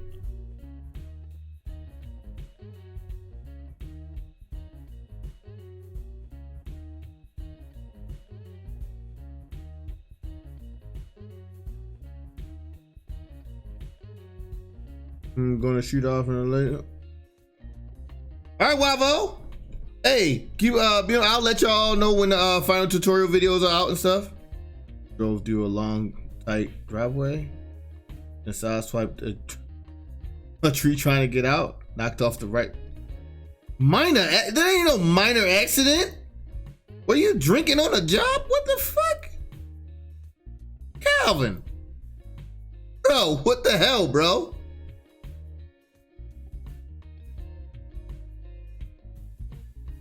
I love how you try to make it seem like it wasn't a big deal too. Not working at the moment. You say you're not working at the moment. That's some shit you say because of Corona. you not working because your ass got fired because you got in a major accident. Come on, man.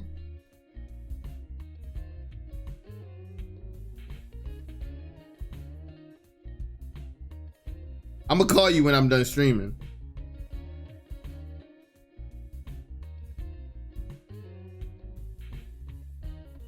Better answer my call too.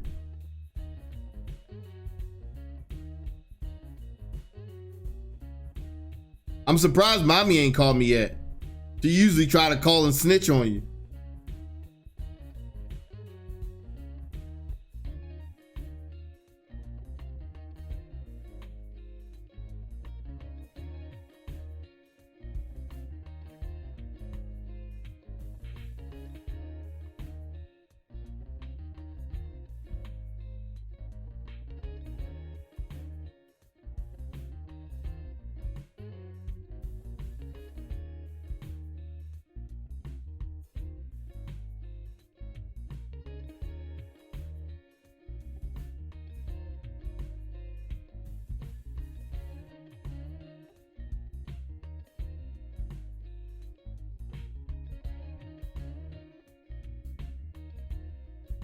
They don't really have no bags, chat, so that's great. They don't really have no bags.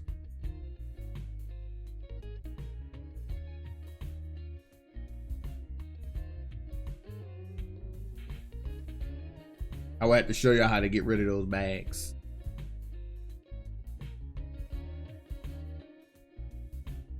Like I said, it's a pretty simple edit. Face that. Well, not really, because she got a lot of like dry skin going on, but that's not too bad. Come in and fix some of these dark spots. I'm actually going to do the opposite of.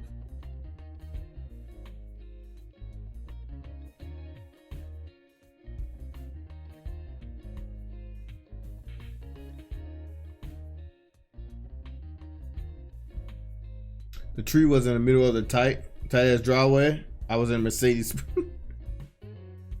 But think about it though. They pay you to make those judgments, right? To drive through those small, I mean, I don't know, man. I wasn't there. I can't give, can't say anything because I don't know what the full scoop was.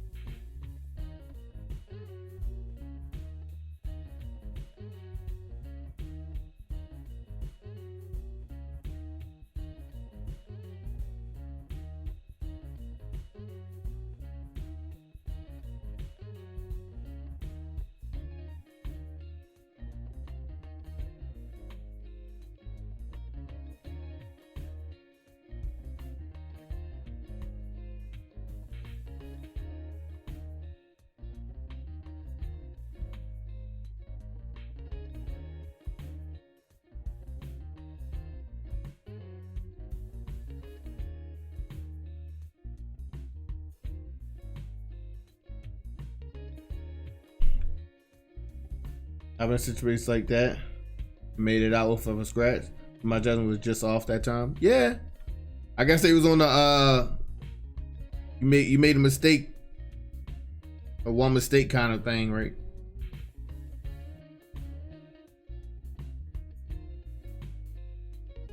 All right, so I don't know if I'm gonna do this right, but I'm gonna do this. Well, I know I'm gonna do it right. It's just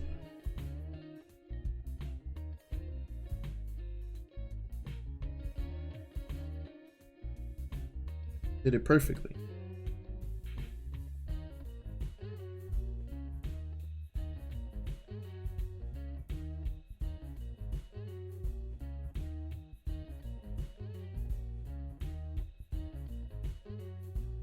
That is so weird.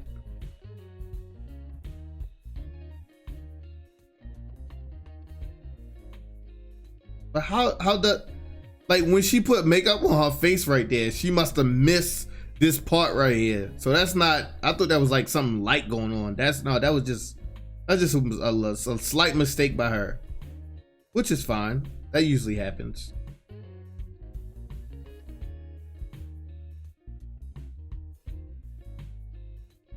But we fixed it. Little dodge in the burner. Little dodge in the burner, chat, yeah.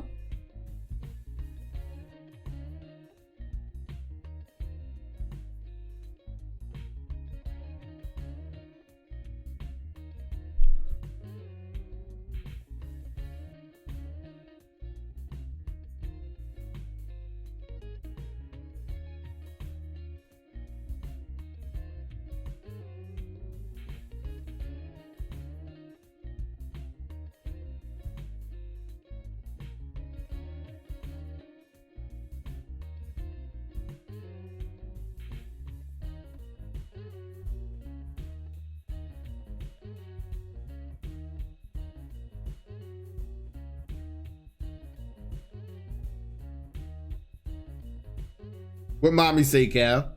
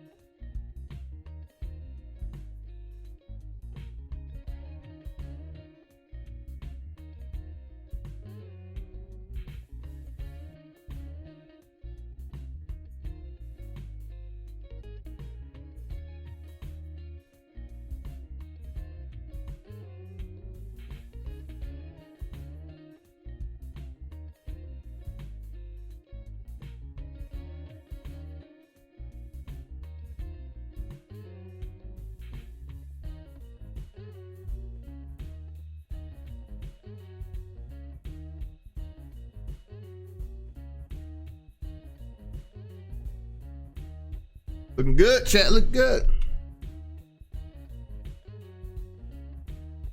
All right.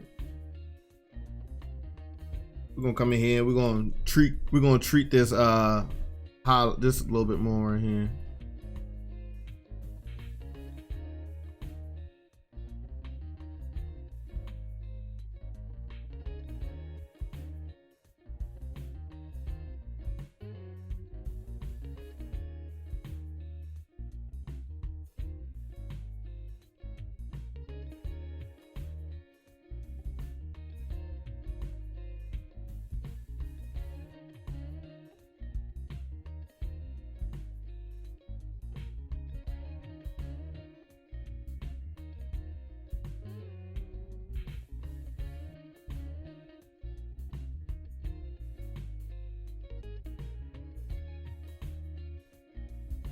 Keep breathing.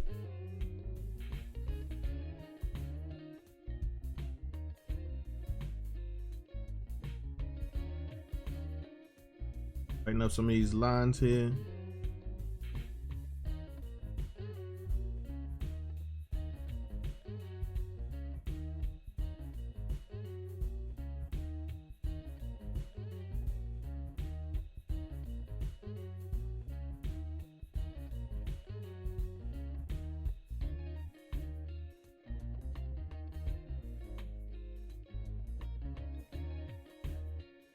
Wait. So wait.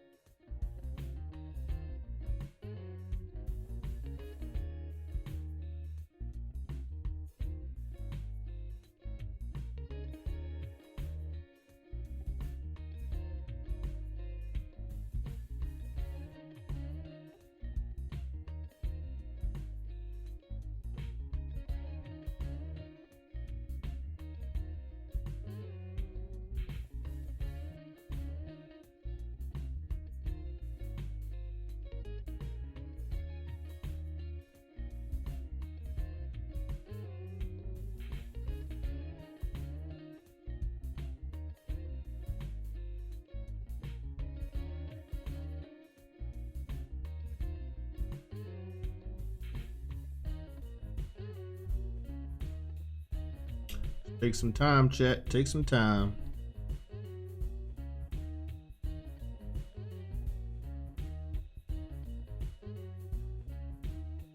I'm just brighten that up a little bit.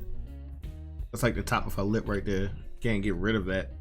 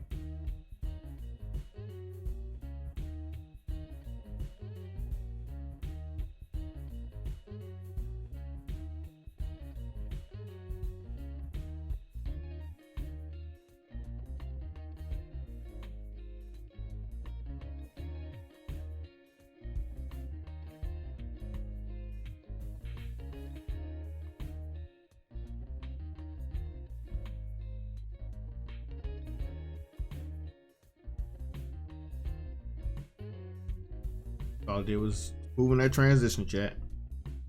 Fix the inconsistencies inside, and sometimes you need to come outside.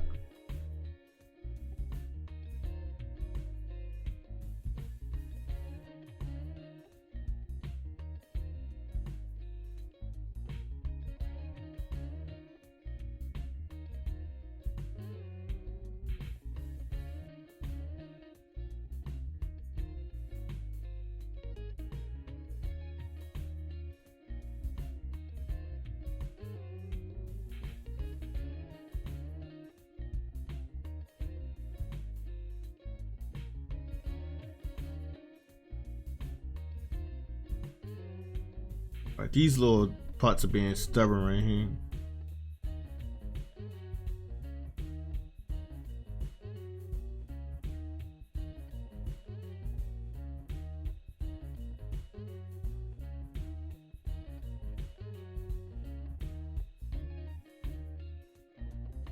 Go.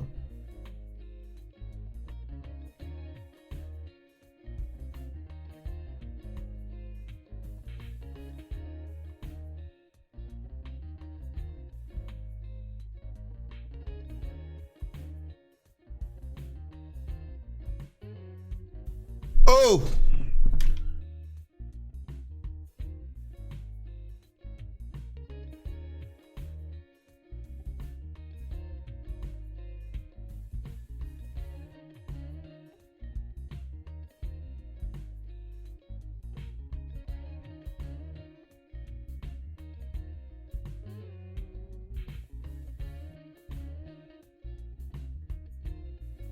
All right, chat, we're gonna go ahead, we're gonna get this part.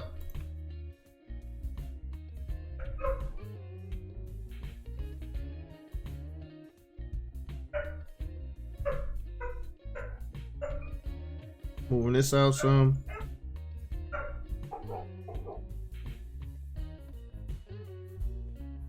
Yeah, that's perfect.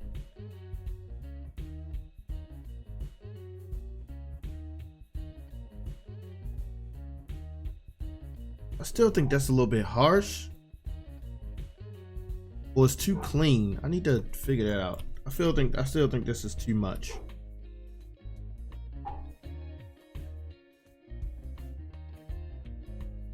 I think I like that better. I feel like it was too clean still, chat. It was too clean still.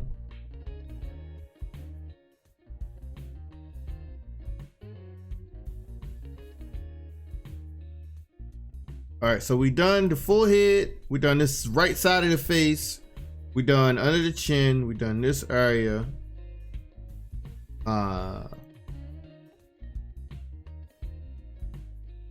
Like you said, it's not that much you can see, but there's a lot we've done.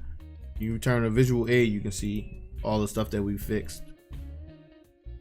I feel like I need to brighten this up a little, darken that a little bit, just a little bit by her eye.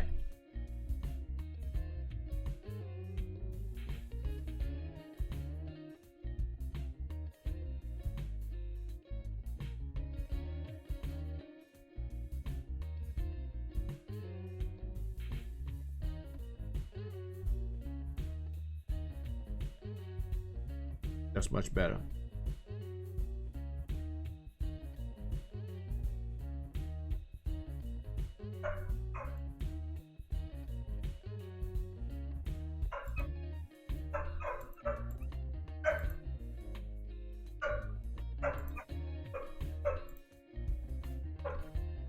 All right, we getting there, chat.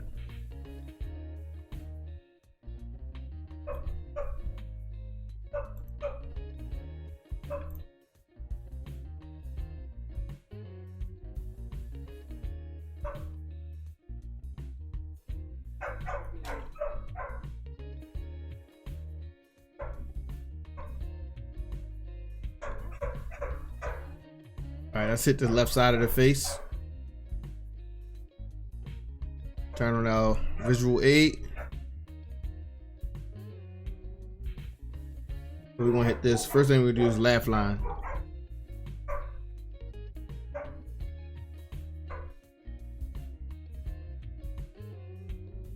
My neighbor's dog is like going crazy right now, so sorry about that, y'all.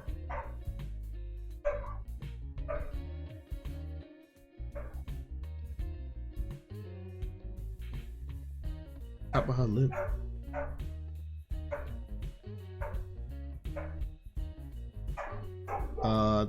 I think her lipstick.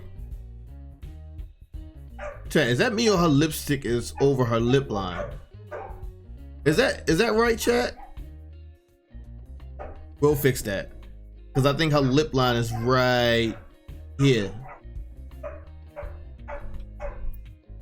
Yeah, I think yeah. Some people do that sometimes to give themselves full of lips, but sometimes they fail. Not that she failed, I'm just saying that just doesn't look right. I'm gonna add a little bit more contrast to this side.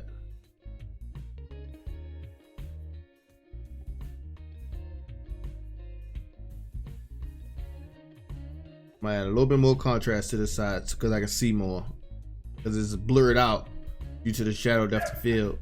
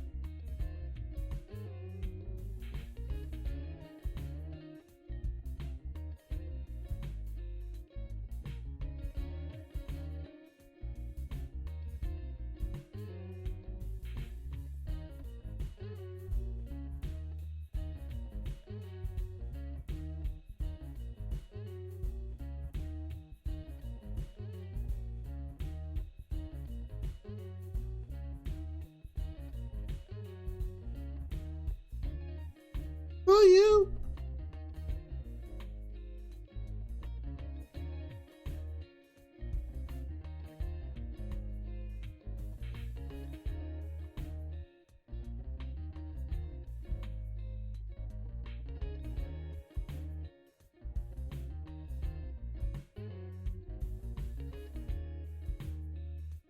This is quick over here because it's already smooth because it's for the low depth of field that we use.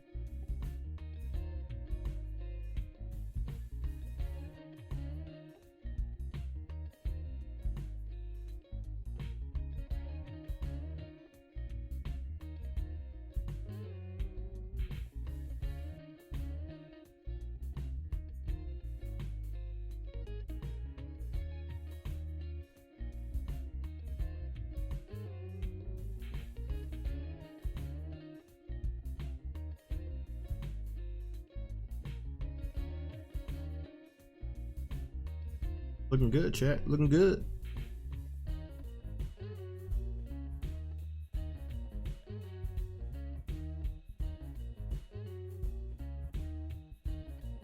Turn visual on so y'all can see.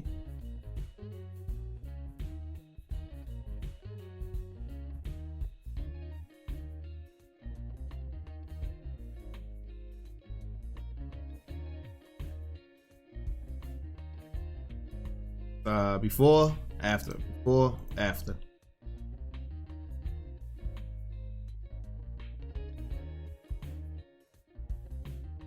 Got a couple more spots over here.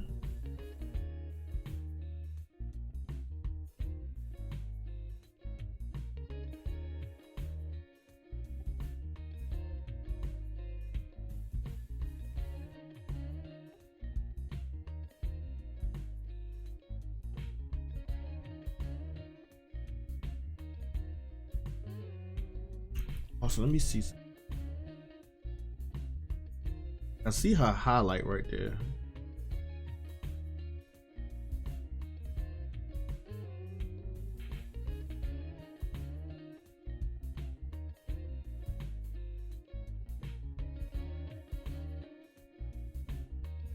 Yeah, I see the highlight there. Yeah, that I was wondering what was going on. And I need to.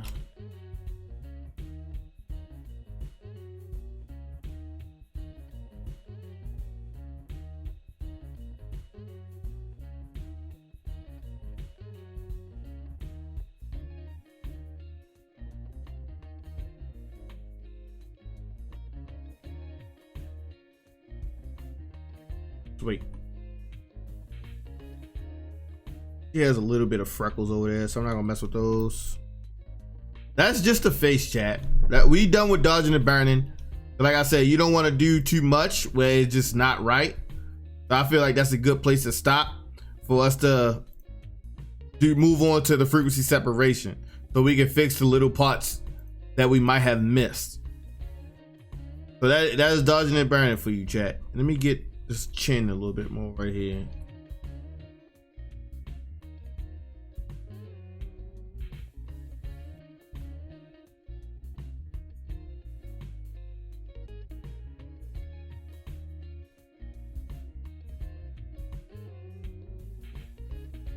And that's just a black and white. Let me show you the before and after.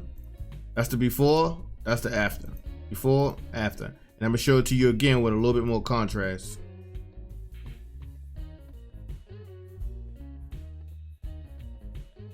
Just the before, just the after.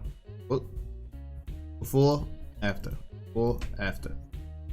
So all we doing was made like a major spot to look at is right here. Like look at this major spot right here. If you need me to point it out for you, I'm gonna make a layer, make a brush, hard brush, and give me a red color. So if you look right here, chat,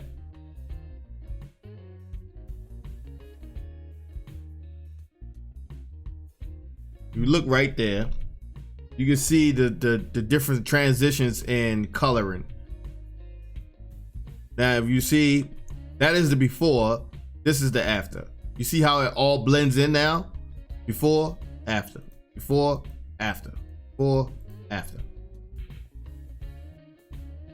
So that's what it looks like afterwards. So now what we're going to do is we're going to actually go ahead and get rid of our visual. I'll delete my visual aids after I'm done with them. And I can show you the burn layer. This is the burn layer. This is the dodge layer. This is only the face.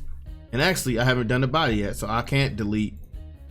So I'm gonna go to the body real fast, and I'm gonna just do a little bit of dodging and burn with the body. Let me get my brush back. So I'm gonna go do just a little bit of the body.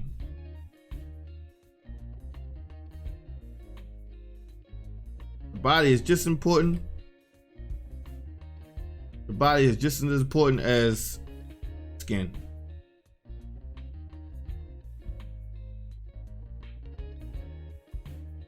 Oh shoot, I'm on the wrong layer, sorry.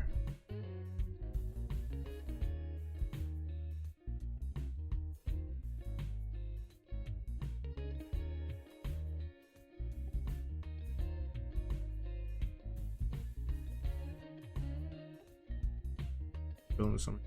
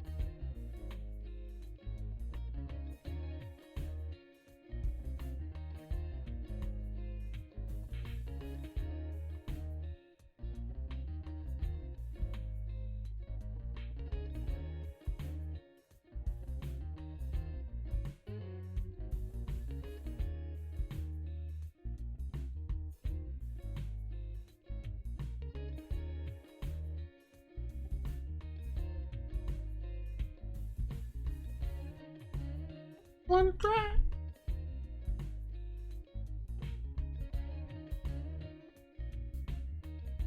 Thanks, brother. I appreciate it. Thank you, thank you, thank you. We're just coming in and doing the skin just a little bit. The skin don't need to be as perfect as or as cleaned up as the face, because you know the skin has the face has makeup on it. So you want to make sure you get that part if you don't get anything right.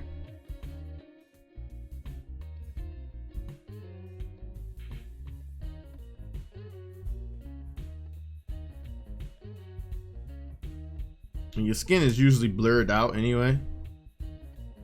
We're just coming in and getting little parts here that we can see.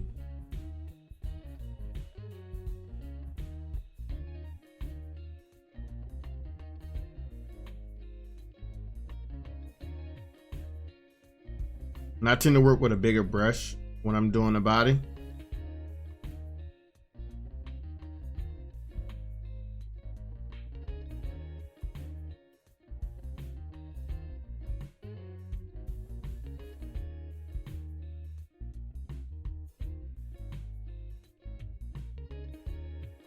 And I appreciate y'all for hanging out. I appreciate y'all for viewing, hanging out and chilling, asking questions, lurking, doing whatever you're doing. Much love.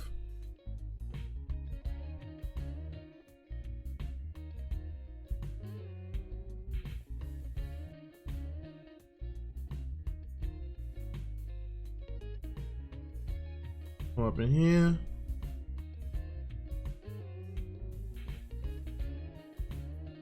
Don't really have too much going on in her body area.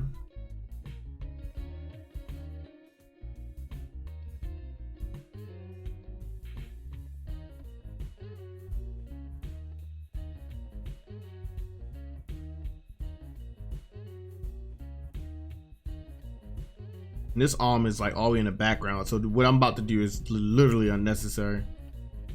But if I can see it, and I'll retouch it a little bit.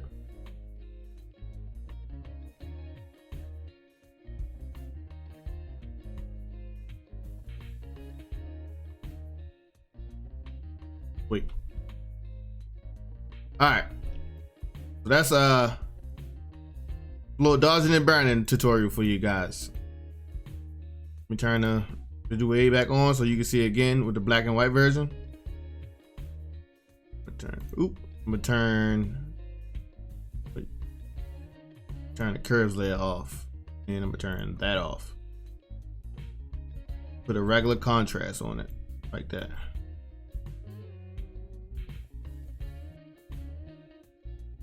All right, so that's the before, that's the after, guys. Before, after. So now we're gonna do some frequency separation to help us clean up any transitions that we might have missed. And again, I'll go through how to make those layers for you. So I'm gonna go ahead and delete my visual aid layers because I no longer need those. So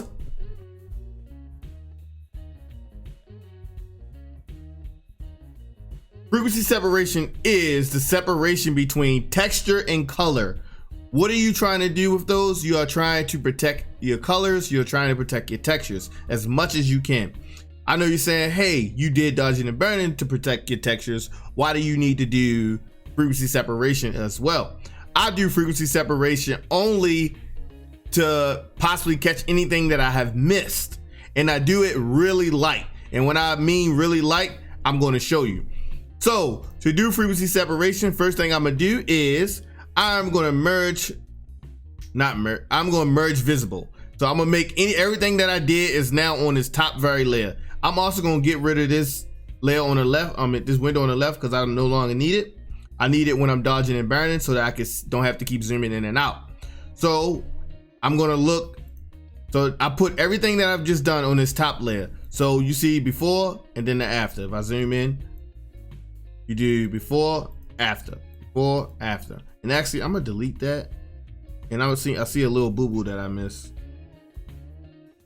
I'm going to come in here and I only missed it because it's like, it's really light. So.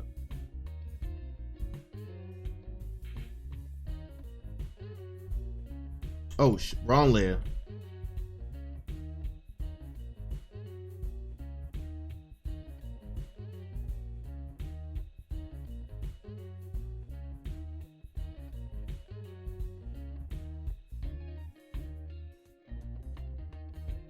All right, that's better.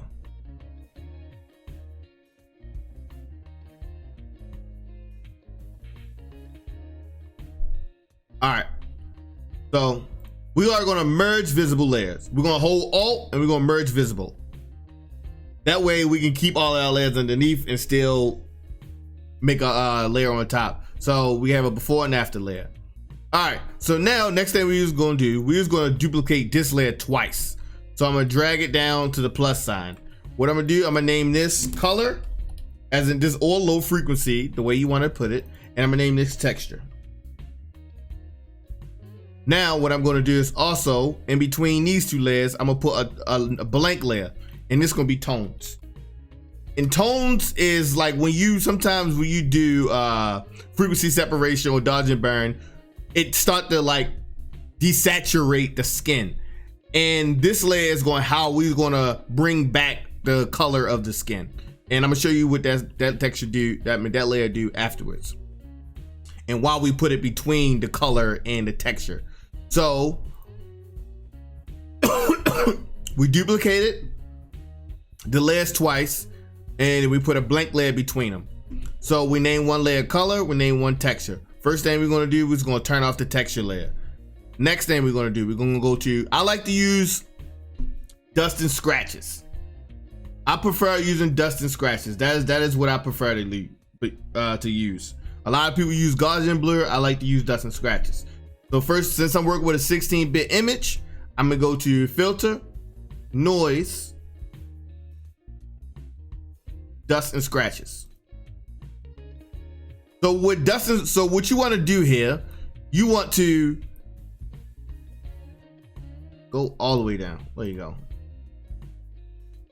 So I pretty much pick a high texture spot on the image in my little review here. So it's like near her cheek area. I always do, that's like my go-to, like your cheek area, because that's where a lot of texture lives. So you want to bump your radius up until you don't see that texture anymore. So you want to keep going till you don't see that texture. And I like to click around to make sure I don't see any more texture, because that's all you want to do is blur this layout to its only color. So I'm gonna go to a 13. So I think a 13 is a solid. So I'm gonna hit OK. And then this layer is blurred. So now what I'm gonna do is I'm gonna turn on my texture layer. I'm gonna turn it on. Hold on, chat. My mouth is dry as shit. So now I'm gonna turn on my texture layer. Turn my texture layer. Now I'm gonna go to layer. I'm gonna go to layer. Where are you? Gotta hydrate, son. Oh, sorry. I'm gonna select my texture layer, turn it back on. I'm gonna go to image, apply image. First thing I'm gonna do is the layer that I want to apply this to is the tones, which is the color. We named it color. So you apply it to the color layer. You want to click invert it if it's a 16-bit image. You want to turn your blend option to add. And yeah, it looks weird because you gotta change the scale to 2, and you want to leave the offset to 0. And you should get a gray layer like this. It should look gray. You want to click OK. Now you want to do is you want to change the blend mode to that layer to linear light.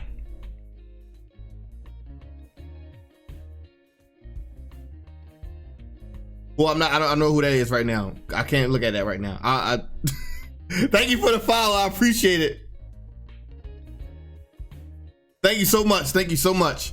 So now that you can see all of the layers. If I turn the texture layer off, it only gives me color. If I turn the color layer off, it only gives me texture. So now what I like to do is like to group them all together. So you go to file.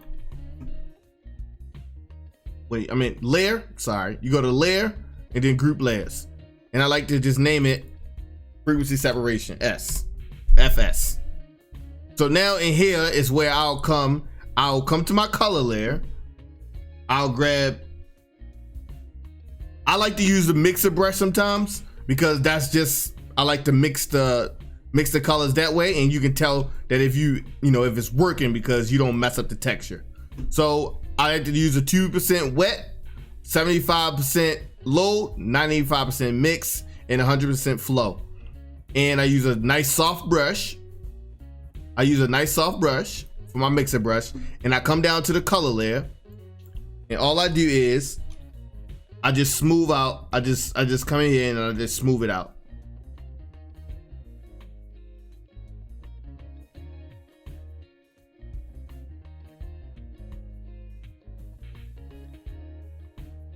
I'm not dragging the lights into the darks, and I'm not dragging the darks into the lights. I'm just coloring within the actual area that is already in. That's all I'm doing. So I'm smoothing the whites out and I'm smoothing the blacks out if they were in black and white.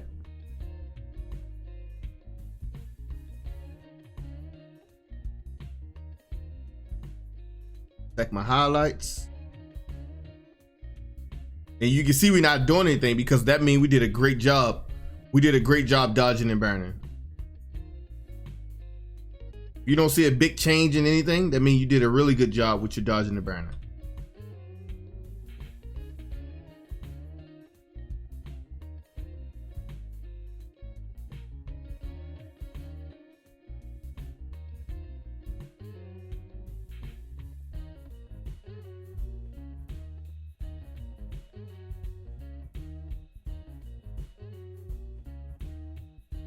All right, that's the face. We done the face. Now we're gonna come in and do the body. Whatever you do to the face, you do it to the body. Gotta remember that.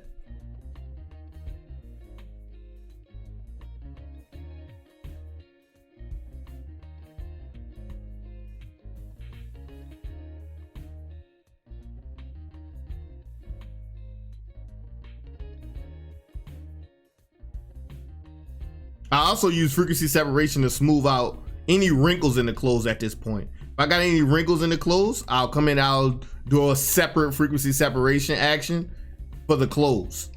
So if they wrinkle, we can use this to get the wrinkles out. We'll separate the texture of the clothes with the actual. We'll separate the clothes with the actual the texture and the actual color of the clothes. All right. So yeah, so now we come in here and we did our frequency separation. If I come in real close, you'll be able to see that we did a little bit of smoothing between all the colors and stuff. We did a little bit of smoothing. So now I'm gonna take this and I'm gonna drop this down to like 45%. And that again, like I said, we only need a little bit of that frequency separation. We only need a little bit, just a little bit. Not a lot, baby girl, just a little bit.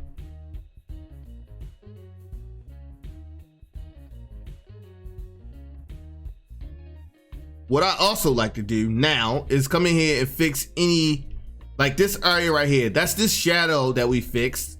Her nose is a little red, which is cute for this. I like the way that looked. Underneath here is a little too red.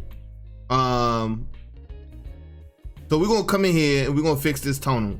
So I like to put the tonal between the texture and the color because we can color underneath the texture of the skin. We won't color on top of the texture. We just gonna color underneath of it, which means we'll be coloring on top of the actual color layer.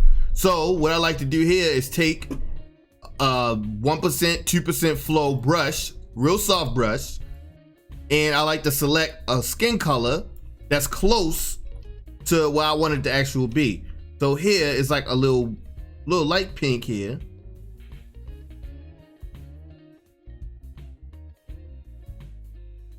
Come in here, let me get some more. It was a little bit gray, so only thing I'm just adding a little bit pink back into it. So you can see if it's real subtle, it's real subtle, but we added a little bit more pink back into it. It's really subtle. It was gray, now it's pink. And I don't know if this is a big drastic change for the. Get this part right.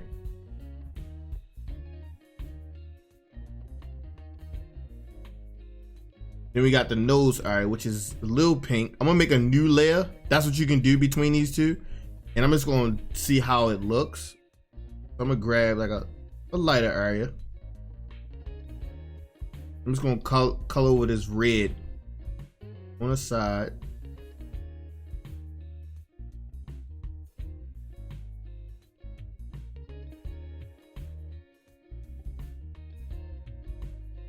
Get a little bit of redness. Another way we can do this, I can show you. It's the same way the same technique we did for the eyes, but this way is less. I mean, I'm already right here, so I just do it this way. So we just taking out a little bit of redness. We're not removing it completely. We're just taking a little bit out.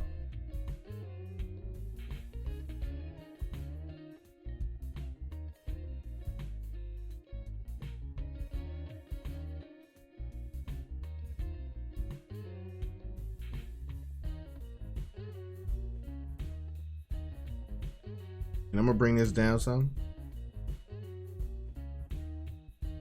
A little bit. So that's the frequency separation. That is how you do it. And I'll also do a single like video of it, but we're doing a whole process of the edit.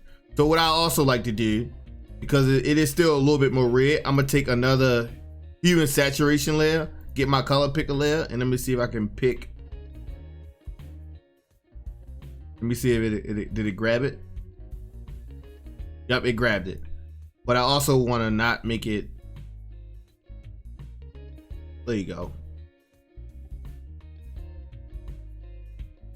All right, so it grabbed it a little bit. I'm gonna add a little bit more.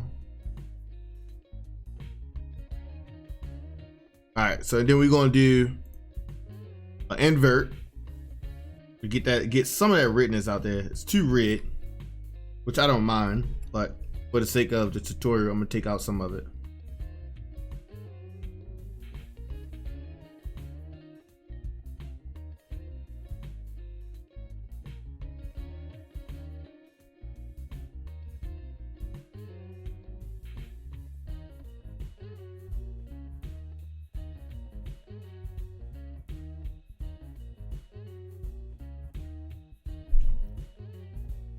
And it also look like that because that's a shadow right there on her nose from the light.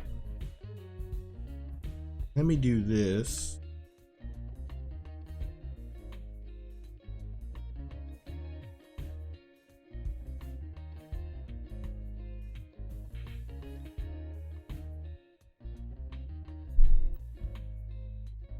Wait.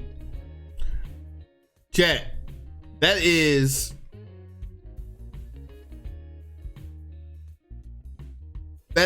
everything up to now. So what we did, let me take you a run through what we did. I'll just highlight the face because the face is like the major part what people like to learn. So what we did clean up. We moved blemishes and everything. That's what we did. Then after that, we did dodging and burning to fix inconsistencies of the skin. If you want to see that again, we fixed dodging and burning. The skin with dodging and burning. Then we did some frequency separation to smooth out anything that we may have missed on the color side. And then we just did a little bit of color fixing. That's all we did. All right.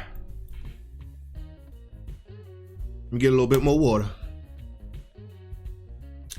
So now, to add that pop that everyone likes a little pop. I'm not gonna do a part on color grading because color grading is like a whole beast of its own, and I don't want to confuse anybody on my coloring process because I'm still working on it. But we are going to go to some global dodging and burning.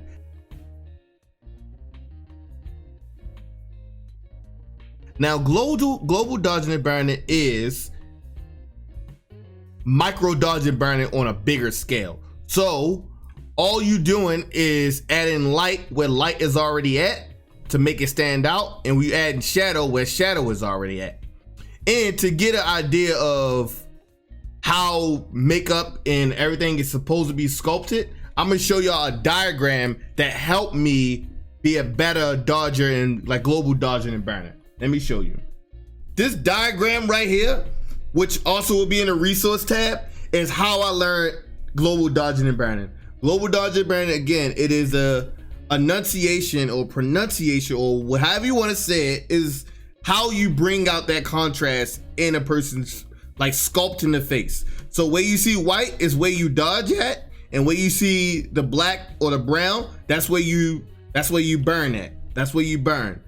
Everybody's face had, when you contour, it has these same little spots that you would do it every single time. In the clavicle and all of that stuff. Underneath the neck, like underneath the chin, right underneath the lips, over top of the lips. But you can't use this and do it like this every time because the person might turn their face and it might be different. So you don't want to, if there's a shadow over here, you don't want to brighten up this part of her cheek because it's shadow. So if you come back here, we are going, but I like to dodge and burn on a gray layer.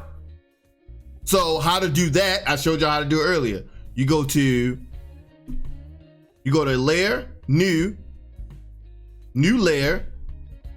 We want to do global DMB. You want to go to soft light, fill with gray. And this is, and nothing changed because it's soft light. And what I like to do is, I like to take a really soft brush on 3%, and I dodge and burn on the same layer when I'm global dodging and burning. That's just because I like doing it like that. So let's do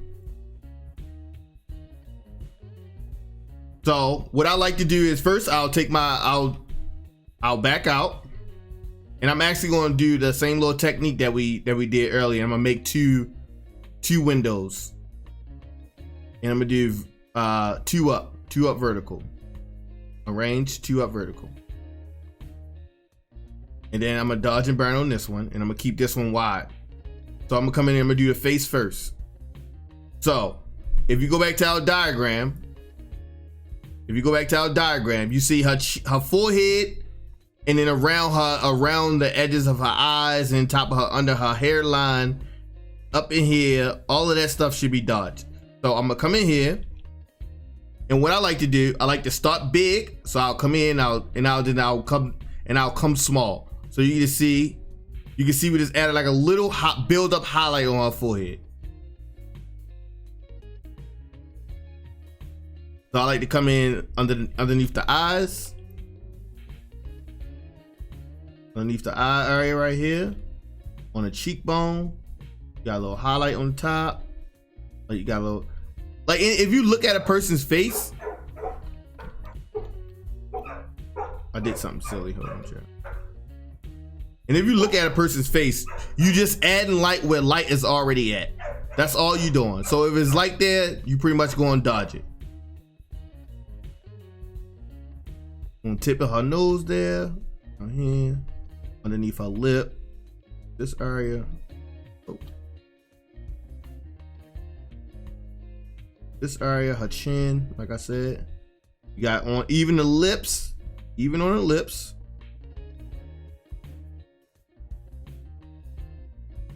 We got the cheek, we got the side of her face. We got that side, got that side. So now I'll come down here and I hit the body a little bit, lighten up some of the spots right here on her hands. Can't just do the body, can't just do the face. You gotta do the body too. It's gonna look weird.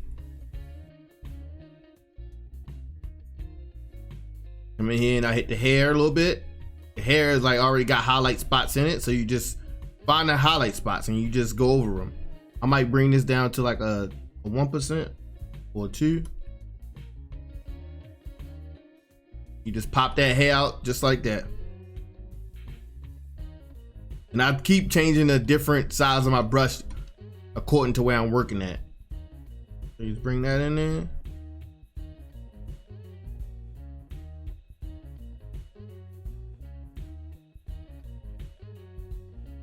Just like that. I'm just hitting the spots that's already bright. That's all I'm doing.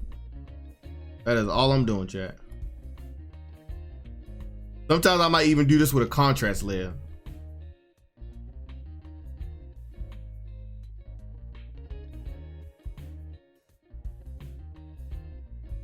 All right, so we just dodged. That's all we just did. We didn't even burn yet. And I can just show you the difference. You just see the difference. We didn't even burn yet.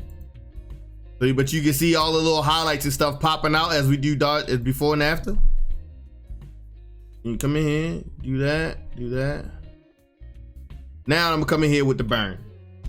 So we're gonna go back to our reference. So you see the burn, you got underneath the cheekbones. To accentuate the cheekbones, you got underneath the lip, you got around our hairline, you got underneath the neck, clavicle.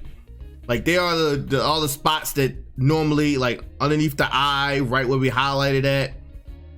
So you come in here, and we're going, what I like to do, like I used to take the brush like right on the edge of our hairline, and then you see she already got like a dark spot right there. She already got like a dark, it's already dark right there. You're gonna hit right here. Gonna hit underneath of her eyes right there. Like to hit the eyebrows a little bit. Bring it around to her face, sculpt her face some more. Underneath her neck, underneath her mouth, on top of her chin. What else we got? Got this little part right here. What else we got? So we hit the side of the nose already.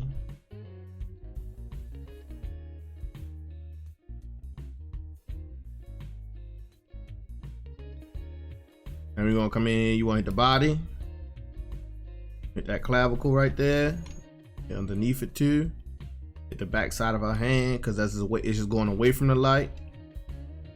I like to hit little areas right there. Then we got the hair. Don't forget, where there is light, there's always shadow.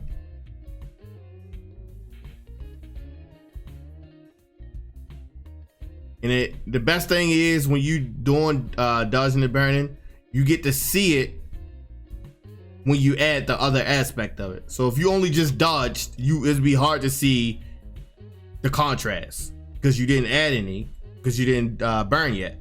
So always burn. If you do the hair, you gotta burn it too if you dodge it. I come in here, hit that. Oh shit. Alright. So this is what we just did. Literally, this is what we just did. Is that hard to see? I mean, this is all we just did. This is our global dodge and burn on a gray layer.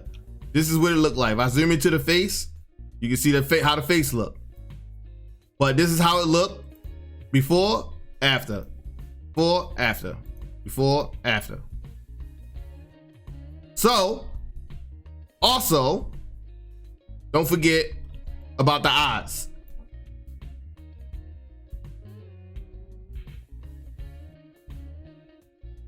And what do I do with the eyes? I dodge and burn the eyes too. What I do, I'd use curve layers though. So I come in here, I get 2 curve layers. I do lights and I do darks. So I pull this down, invert the layer, do my lights for dodging. What I do is, and I invert the layer, and I put these both in a group, and I'm gonna name this group eyes. First thing we're gonna do, we're gonna come into the lights. We're gonna take like a 3% brush, and I'm gonna come in here. So when I'm dodging and burning the eyes, only thing that I do, where you see light at, that is where I add extra light. So I just come in with my paint white on the black, remember? And that's all we're doing, and we just painting where the light is already at. Because I don't want to change the shape of her iris is. So I come in here and I just add light where light's already at. And little stroke lines. That's all I do.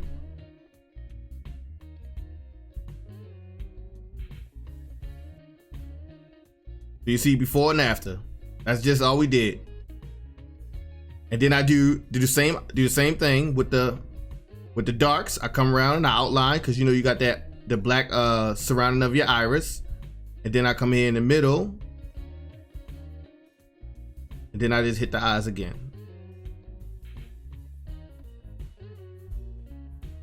All the dark spots. So if I back out, now I'm gonna show you we just did one eye. This the before, this the after. Before, after. Come in close. Before, after. Before, after. And then I come in and I do the other one.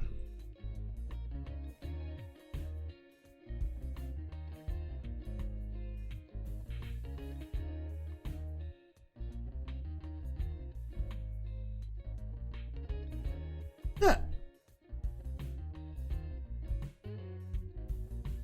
Oh.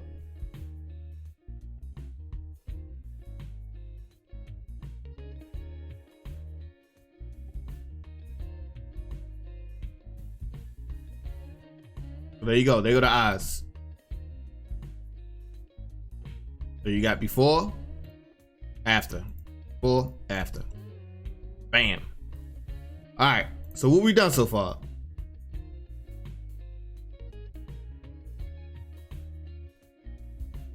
Another round of what we done so far. So we done clean up, got rid of blemishes and any unwanted little weird things. Then we dodged and burned. Then we did frequency separation to catch any imperfections that we may have missed. which we saw that we did a good job at getting everything that we could. Then we did some global dodging and burning to pop out those highlights and the shadows and sculpt the face. And then we just added the eyes.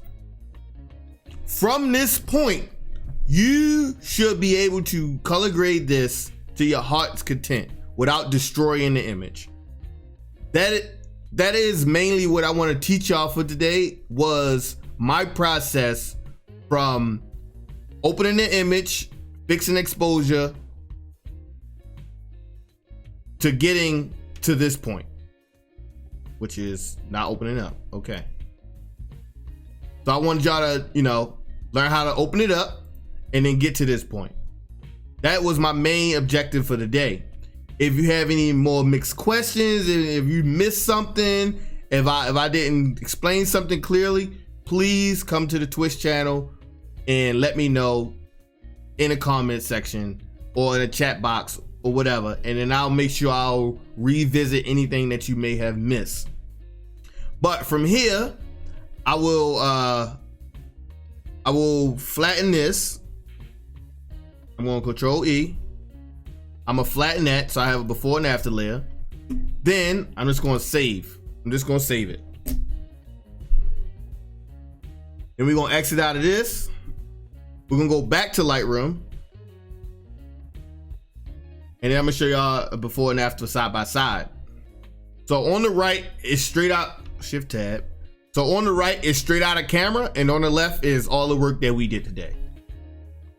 So you can look at this and you really can't, honestly, you can't tell any destruction of anything on this photo.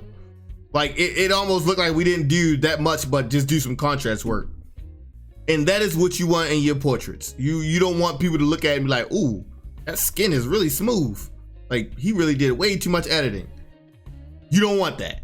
You want people to look at your image and say, man, she's beautiful. That's what you want them to say. You don't want them to say, oh, that's a nice edit. That's not what you want to hear. You want to say, oh, this is a beautiful person. That's what you want them to say. But I'm gonna leave y'all with that, chat, and I appreciate y'all for hanging out. Be on the lookout for the clipped videos and the actual long edit videos that you just watched. And if you're a sub, be lookout for resource section of the Discord. I'll have all of the actions that I've went over today that you can download and have for yourself and install. But I'm gonna leave y'all with that beautiful image, that before and after that we did today. And I'm gonna see y'all beautiful people tomorrow.